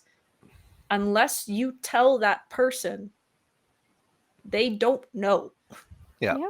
So it's this thing where like that's where I think really, organic and authentic friendships kind of always bubble together, is because yes, communication styles are matching, but it usually has to do with people expressing themselves Mm-hmm. in healthy ways. Yeah. So I think because this was asked as like, what should I do? I think the first step would have to be tell them. Yeah. Make sure you tell them that the competition of time is Mm-hmm. uncomfortable for you. Yeah. That the expectation level that's being brought forward needs to be addressed. And reiterating, like, if I'm taking 3 days to get back to you, it has nothing to do with me like intentionally delaying the response. Yeah. Mm-hmm. And I mean, just on that last one, like I agree to a point, but at the same time, though, and I think back to Queer Sex Therapist, right? Their text is their to-do list, right? Mm. And I don't necessarily think that I need to justify why I'm behind on getting back to you. Well, I think there's things that are time sensitive, though. Do you Yeah, know for what I sure. mean? Like, Yeah. like we're not just casually talking, but like, what did you think about the movie last night? Yeah. I'm thinking like, hey, we had plans for Wednesday. You haven't gotten back to me. Is this happening? Yeah. Like, But that's different because I think in that particular instance, it's fine to like, are we still good? It's half hour. I haven't heard from you. Like, are we still good for this Mhm. plan? Right. But when I think about time availability, when I think about like, you haven't responded to me in 3 days. What's going on? I thought we were friends. Like that's what I think about when I think about like pressure and toxicity around time availability, where it's like, I was busy as fuck for 3 days. I had no chance to look at my phone. I saw your message. I just couldn't get to it. yeah. Like that's not you failing as a friend. That's you just being too fucking busy, right? Yeah. Mhm. And I don't think that necessarily you need to justify that all the time, right? No. Just like I think about it too, like you don't necessarily need to justify no's. We're conditioned to like, I don't know, like put all this like packing and like softening a no, right? Mhm. It's like, no, I don't want to go, right? It's like, well, why? I just don't want to go, right? Um, and again, not that we're gonna necessarily be hostile to our friends and stuff like that, but I think I'm just thinking about boundaries now, right? Yeah. When I think about this situation, and you setting a boundary and your friend having a problem with it, to me is a red flag, right? Mhm. Whereas in situations where it's like, hey, I don't like, as you said, I got friends too, to my core friends, two of the big three, Kara's one of them. Like we sometimes go weeks without talking to each other, right?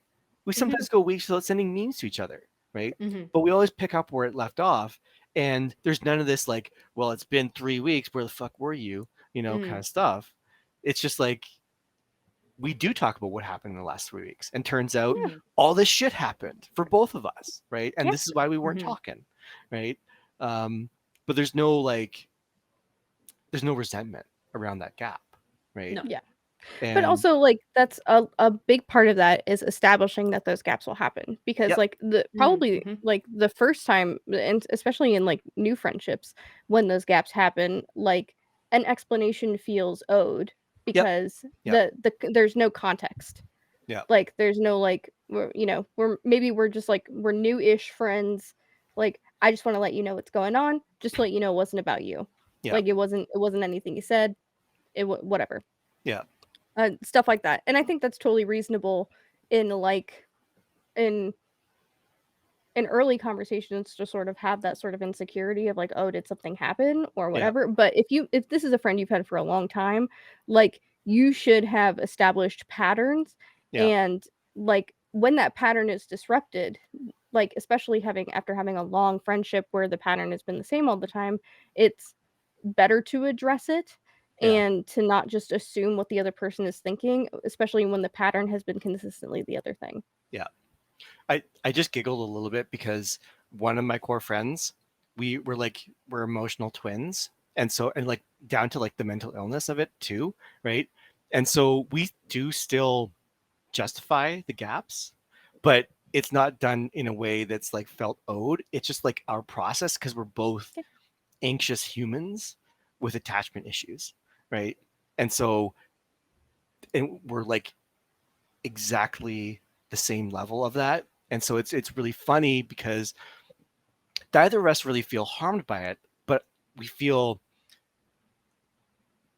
the anxiety takes over when we don't justify it, right? Yes. And so it's just our dynamic, right? And so when we do that with each other, it's not contributing to a toxic environment. It's just like, this is our process, right? Yes. And then I have another friend where she's like just been upfront about the fact that like, I don't need you to justify it. It's fine. You go away for 3 months. I go away for 3 months. We don't need to adjust it. We'll just pick up and continue on, right?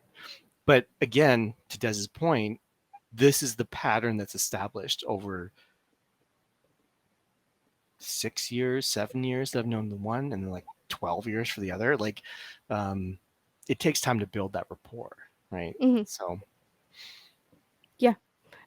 Zandra put out, for some friends I will send a "Are you dead?" text if I haven't heard from them in a while, out of love. Yes, I have a friend who exactly does the same thing. Like, because we have a consistent talking pattern where like we talk several times a week. And like if one of us drops off, and like we both know like we have varying social moods, and so like just every once in a while, too many days pass, it's just like a little boop, like a hey. Yep. I hope things are going okay, buddy. Yeah. And then But I'd highlight what Helbebarn said here. I spent way too much time fretting over what does it mean that blank friend hasn't been making time to play Diablo 3 with me for weeks now, when really it didn't really mean anything. That's also a lesson I've had to learn a lot in my life as well. Me like too. as being super introverted, right? Because here's the other thing. I've also done that to many people where you could just tell over time that I'm trying not to beat myself up about this too much right now, because I am going through the whole process of like navigating what life undiagnosed depression had done to me for a very long time. But when I did get the energy to be like, hey, can we go for a hike today or something? I don't think I ever knew someone who's just like actively saying, well, to punish you because you didn't talk to me for a month is I'm going to say no to this. Yeah. Right. But you could just tell that you could strain some relationships when the person just didn't get a response that they thought they would get. Yeah. Right. And that's why I really am against the whole ghosting thing. Mm, Really, really do your best, even if it's just a quick, like, can't talk right now. That's all it needs to be, you know? Yeah. If that's the method that works, we're versus like I would think like between you and Joe and I, we established that over a very long time and we've talked about it relentlessly, and we know like within ourselves going 2 weeks without hearing from one another is not a bad thing. mm-hmm. Right. But I am learning, like, even from a business standpoint as well, you're just like, I don't have an answer for this right now. I don't have time to actually think about this thing right now. But you know what Yeah. I'm going to do? I'm going to send a 1-line email back, be like, hey, super busy at the moment. We'll take a look at this a little bit later. Yeah. Yep. Yeah. Honestly, that kind of proactive communication is super, super important, especially if you're have someone who has varying social moods. I mean, like, sometimes I'll start off conversations with my parents sometimes of like, I am working 50 to 60 hours a week right now. Mm-hmm. Like, and that is just like to give them the context. I don't see it because I live far away from my parents. I don't see them all the time, so they don't know how much I'm working. And I think sometimes truly my dads just think I'm sitting at home playing video games all the time, and that's why they're mad that I'm not calling them. Yeah. But no, like, just not owing them an explanation, but providing context that eases any sort of negative feelings about that. Yeah. It's like, no, I truly have been busy. Or sometimes I'm not busy. Sometimes I've just been sad. Yeah. And I'll also tell them that. Been like, Yeah. you know what? I just haven't been feeling great. So sorry I didn't respond to you. But whatever. Mm-hmm. Like, Yeah. That's what it is. Yeah. You know? Yeah. Yeah. it is what I it was is. just Faji's comment here. I've struggled over a year before finally slamming the door on someone I knew for 14 years. Still feeling bad about it, but I still think it was the right thing to do. Faji, again, I don't know necessarily the context around that, but I feel I did something similar with someone I knew in like grade school and stuff like that. We just, I don't know, became philosophically different people and stuff like that, and there became a breaking point when I'd expressed my concerns, right, about where things were going and all that kind of stuff, and it wasn't respected, and so I just cut off that friendship, and subsequent attempts were made from this person to like rekindle things and all that kind of stuff, but it was just a moment where it was like, I'm a different person. The person you're trying to be friends with doesn't exist anymore. Right. And I'm not that person that you think I am anymore. Right. Mm-hmm. And he just kept trying to like revitalize this friendship based on the history that we had that was no longer relevant. Yeah. And I spend a long time feeling guilty about it. I still have little recurring nightmares every now and then of him, because I hesitate to call it abusive, but he was like very persistent for a few years, where he was just like constantly messaging me, trying to like rekindle things and stuff like that. And I still struggle with like little recurring nightmares here and then where he pops back in. I'm like, what the fuck is happening? But I don't know. I've done a lot of work around it to like say like, no, you knew me in high school, right? Junior high and high school, we're circumstantial friends, right? We had similar ideologies in high school and stuff like that, but we're young, ignorant children, right? The ideologies we had don't stick, right? His did, but mine evolved, right? And it's, sure, he probably evolved too, but I'm not interested in that dynamic anymore. And you can feel guilty, but I think it's important to trust in the decision that you made.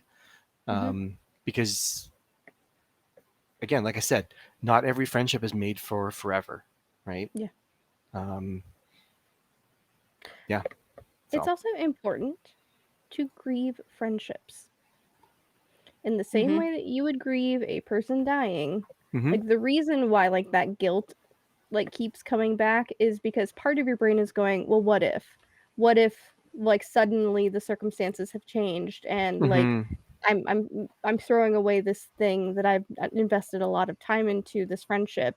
But like truly in your brain, you have to like start of thinking that person who was your friend as like no longer existing. Yeah. And like and grieving the loss of that friendship like fully and being okay with that Yep. ultimately at the end. Mm-hmm. Because a lot of guilt lives in the what ifs of things. Mm-hmm. Unless you give them a friendship bracelet, and then it's for forever. Okay. It's true. It's true. Fembot gave me a friendship necklace, and now she's stuck with me forever. So There you go. Kara, I you need look to like you were speaking from a place of pain there. Is there a friendship relationship that like was not respected that you gave to No, somebody? no. Okay. I'm just trying to the reiteration of like when we're young. You know, I remember having a like when I lived in the small town that I grew up in. I once, as we were in the process of moving away, one of my best swim friends and I got a necklace, and it says "best friends," and together it makes a heart. And when you break it apart, it's not. And I remember like That's vividly adorable. being 9 years old and be like, we are going to be friends for forever, Mm-hmm. no matter where we are in the world or what we do. I couldn't know where she is in life Yep. right now. Me and a kid, I think his name was Brandon. He Brandon. moved to Toronto, and Brandon. we synchronized our watches before he left on his last day of school, so that our watches would always be in sync. Synchronized. Yeah. Oh shit. That watch is long broken. serious. Long Yeah. broken. Yeah. But yeah, I think this is all good advice. I think for this person, do your best to communicate the things that are bothering you. Mm-hmm. And if those aren't respected, this might be a cut and run. Yeah, and try not to assume another person's feelings. Yeah. Like it's Correct. you know, depending on how long you've known them, it's you know, sometimes we think because we have known a person for so long, we can anticipate their moods or their feelings forever, but those things change and their circumstances change and the stressors in their lives change, and what you think might be the reason might not be the reason at all. Mm-hmm. Yeah. And that's why I said Hell of like our- something could be going on for them that's causing this escalation, right? Mm-hmm. They might be losing other people in their lives, right? They might have fucked up and hurt somebody, right? And they're losing somebody. So they're worried about other people. Yeah. So Yeah. but it's hard to say No, without I more think this context. is good advice from Helbabarn. Feel free to push back on them, and then you can have a better judgment. Like basically, you can get a better judgment on how they react. How people react to you setting boundaries tells you a lot about their expectations of the dynamic, whatever it happens to be. And trust yourself, I think, Mm-hmm. right? Like we all make decisions. Some of them are right, some of them are wrong, some of them have no meaning at all. Yep. But we just have to live with whatever we choose. Yep. So, yeah, something I'm working on. yeah. Something with my therapist is like letting things be messy. Yeah. I have a perfectionist, not like a perfectionism persona, but I see myself as a valuable human being based on the positive reactions I get from other people. Which is the only way I was sort of raised, right? When I did things right, I got positive affirmations, right? So I learned that if I please people, I will be a valuable human being. And if I don't please people, I am a horrible piece of shit, right? So I am learning that mistakes are okay, and you can't please everybody, and life is messy. Yeah. It's a very difficult lesson to learn at 30-ish, where I'm at right now. But I'm working on it. We're all 30 club here now, I think. Oh yeah. Last year. I also think and this is sort of tangent. I don't know if this is actually related to Anonymous's situation, but I find I am much less concerned with how often I'm seeing other people, as long as I am like as like how often I'm seeing a certain person, as long as I am seeing other people. Like if I'm relying on one person for my social needs, then that person's schedule and how they're treating me and all that other stuff becomes way more important. Yeah. To the point where like it's almost like putting your feelings on somebody else's shoulders. Yeah. But I have so many people in my social circle, like both online and offline, that like if Katie can't come see a movie with me over the weekend, I'm just gonna call Sasha Udinea. Mhm. Like I'm gonna go see it by myself because honestly, it's fine. Yeah. Like Movies by yourself and dinners by yourself are awesome. yeah, Just I'm saying. here for it. Yeah. Mm-hmm. Take yourself on a But date. make sure you're people. not getting indoctrinated into an MLM or a cult. Okay. Oh yeah, just no. I mean that's always also good advice. Yeah. that also goes along with what I said. Have more friends. Yeah. Yes. Yeah. Yeah. Like, But date yourself, people. Take yourself Yeah. on a date. Mm-hmm. Just you. Take yourself on a date. I'm just saying though, sometimes people from your past will like just appear out of nowhere and they start saying, "Hey, you should come to this really empowering women in business panel that happens on Saturdays of the first month of the first weekend of every month. You should just keep coming to those." Yeah. Yeah, no thanks. Thank you for the offer. Same thing the next month. Hey, you should remember those times when we blah blah blah. You should come to this thing on Saturday. Oh, and by the way, you got to pay about $150 every time, but it's so great because you get this cool booklet and a tote bag and some. There's so many great floss. people there. So many opportunities. So many good perks. Isn't that in itself a form of objectification? I'm bringing it back, circling it up, bringing it back, making it a tail. Yeah.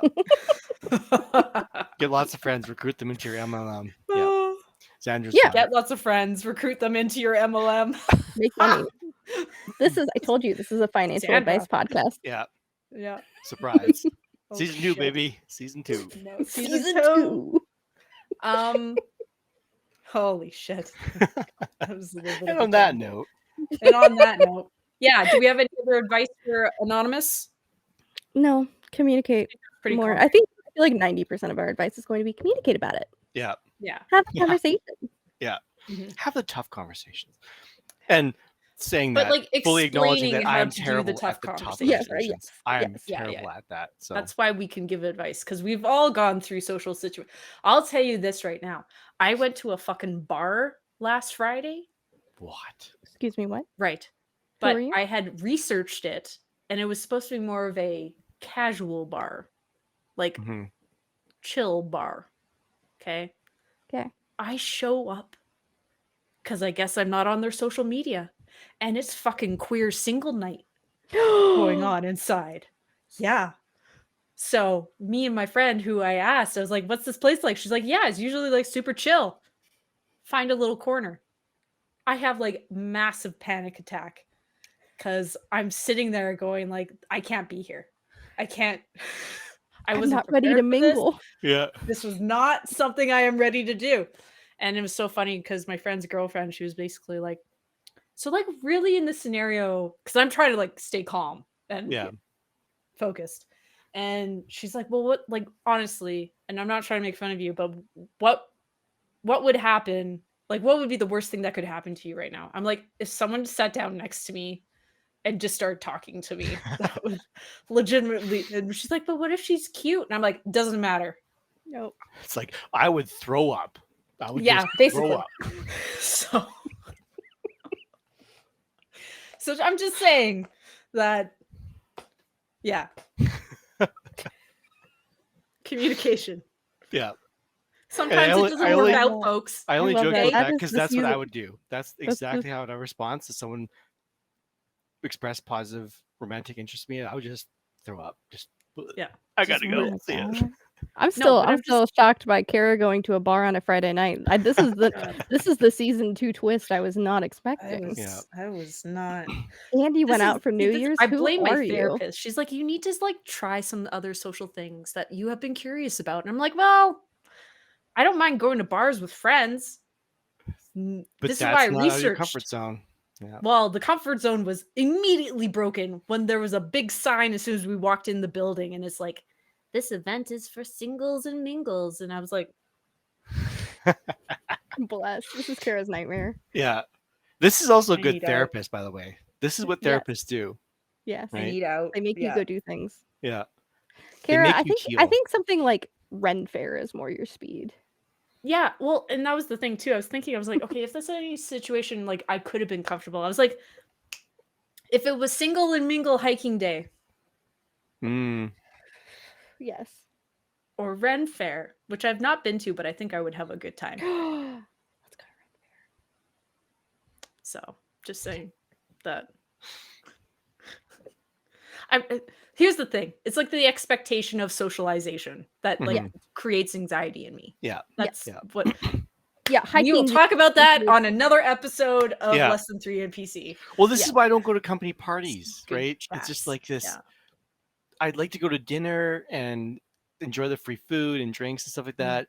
But this is like, I'm expected to like socialize now with people I work with, which are delightful people, by the way. They're great, but Yeah. it's just like I'm selective about who I'm going to share this shit with, and y'all might not be prepared for the kind of stuff that I'm going to dump on you, and Mhm. it's just going to ruin our professional dynamic, right? Yeah. So I don't want this. You don't want this. So let's just It's not. time. Yeah. It's time. Yep. I get to Right. carry a weapon? Oh yeah, at Ren Fair. I would love to do that. Yeah. I have Just- knives. I Have we did talked chuckle about at this? Halibut's running into somebody at the LRT who then tried to invite them to their church on a day outing. So Oh, yeah, that's no thanks. it's a progressive church. It's new. We got this great leader. I don't care. This great leader who just knows everything. It's not like any church you've been Hey. to before. I'm not gonna sit here and tell anyone to believe in something or not believe in something. No, Just I'm just making fun of a respect I will. cult. my not wanting to. I'm trying to I make fun of a will. cult here. So Oh, okay. Believe right. sex work is work. yes, Well, no, don't just no, believe that's it. not a Embody it. belief. That's a fact. Yeah, let's Yes. embody that. Sex Yeah, work is yeah, yeah. work. Okay, wrap us up, Joe. Cool. I just there's some stuff coming in chat here. I just want to see if there's anything we want to. Oh yeah. Does anyone It's have any work, comments? Work or objectify is cult members. Cult members. Yeah, Oh shit. cult members are objectified. That's literally a huge convo we could have. Yeah. Cults are weird, yo. I think we're all on the same page with that, though. So I don't know what we would talk about with Oh. that. I just find it interesting. What, talking about cults? And like the why of a Well, cult. it's because I watched those Nexium documentaries and I was just like, holy fucking shit. There's this YouTuber I love. She does a series. She's Swell Entertainment, and she does a series of what isn't a cult but seems like it. And it's like it's a very funny series because it's like all of these weird trends that happen on the internet, like, and they have very groupthink cultish behavior. Yeah. Yeah. Cool. What's the fitness one?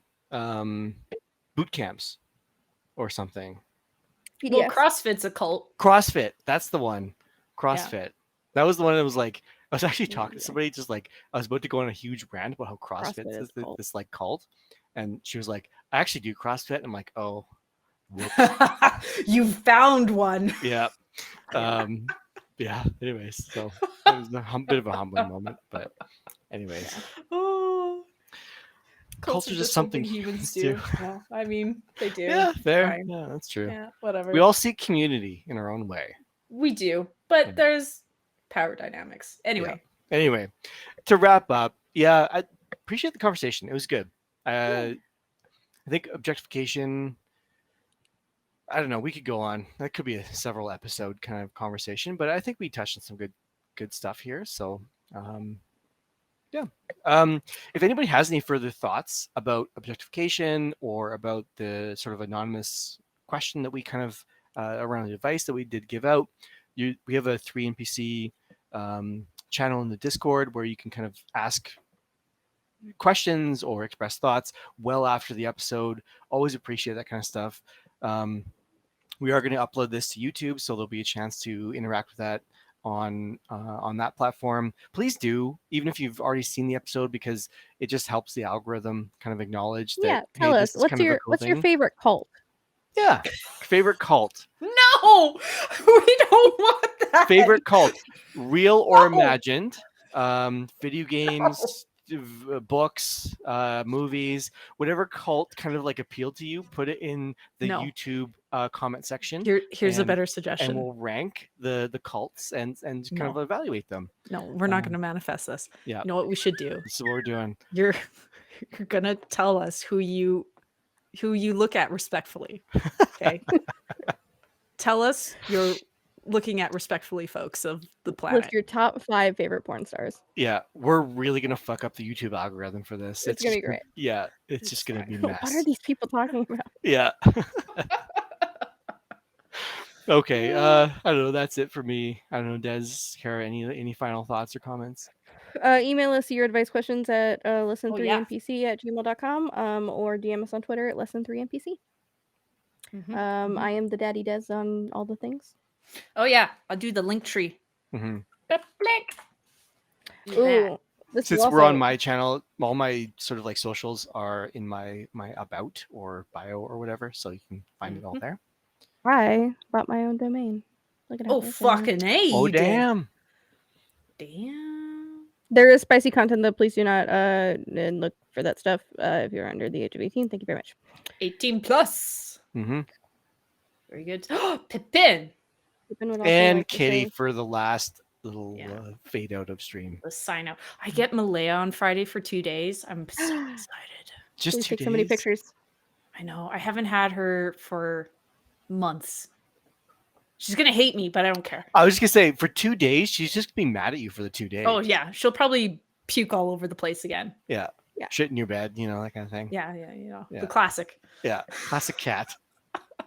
But every time I see her on her grumpy little stand, I'll be like, "Oh, you're so great." Yeah. Sandra. Cats. Yes, indeed. Indeed, Yeah, yeah. cats. Okay, season 2, baby, let's go. Let's We go. did it. We're off and running. Only once a Next month, though. episode we'll announce in the Discord. We're kind Yes. of going on a month by month now, for like confirmed schedule stuff, and we might have like pop up episodes here and there as topics and holidays and feelings overcome us. Yes. But we're sticking As to they like, often do. yes, but we're sticking to like Oh, a one. Val, you just popped month. in last time. Oh, hi Val. Happy belated birthday. I love you. Yeah, happy birthday! I missed it too.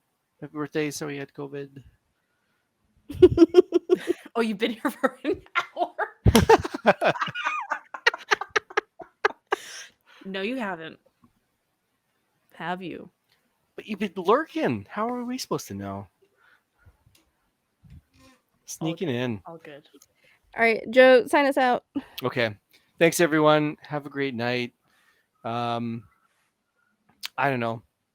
Do something nice for yourself. Pay for your porn, but have some good self-care stuff in the next couple of days, whatever that looks like. But other than that, we'll see y'all later. Cheers.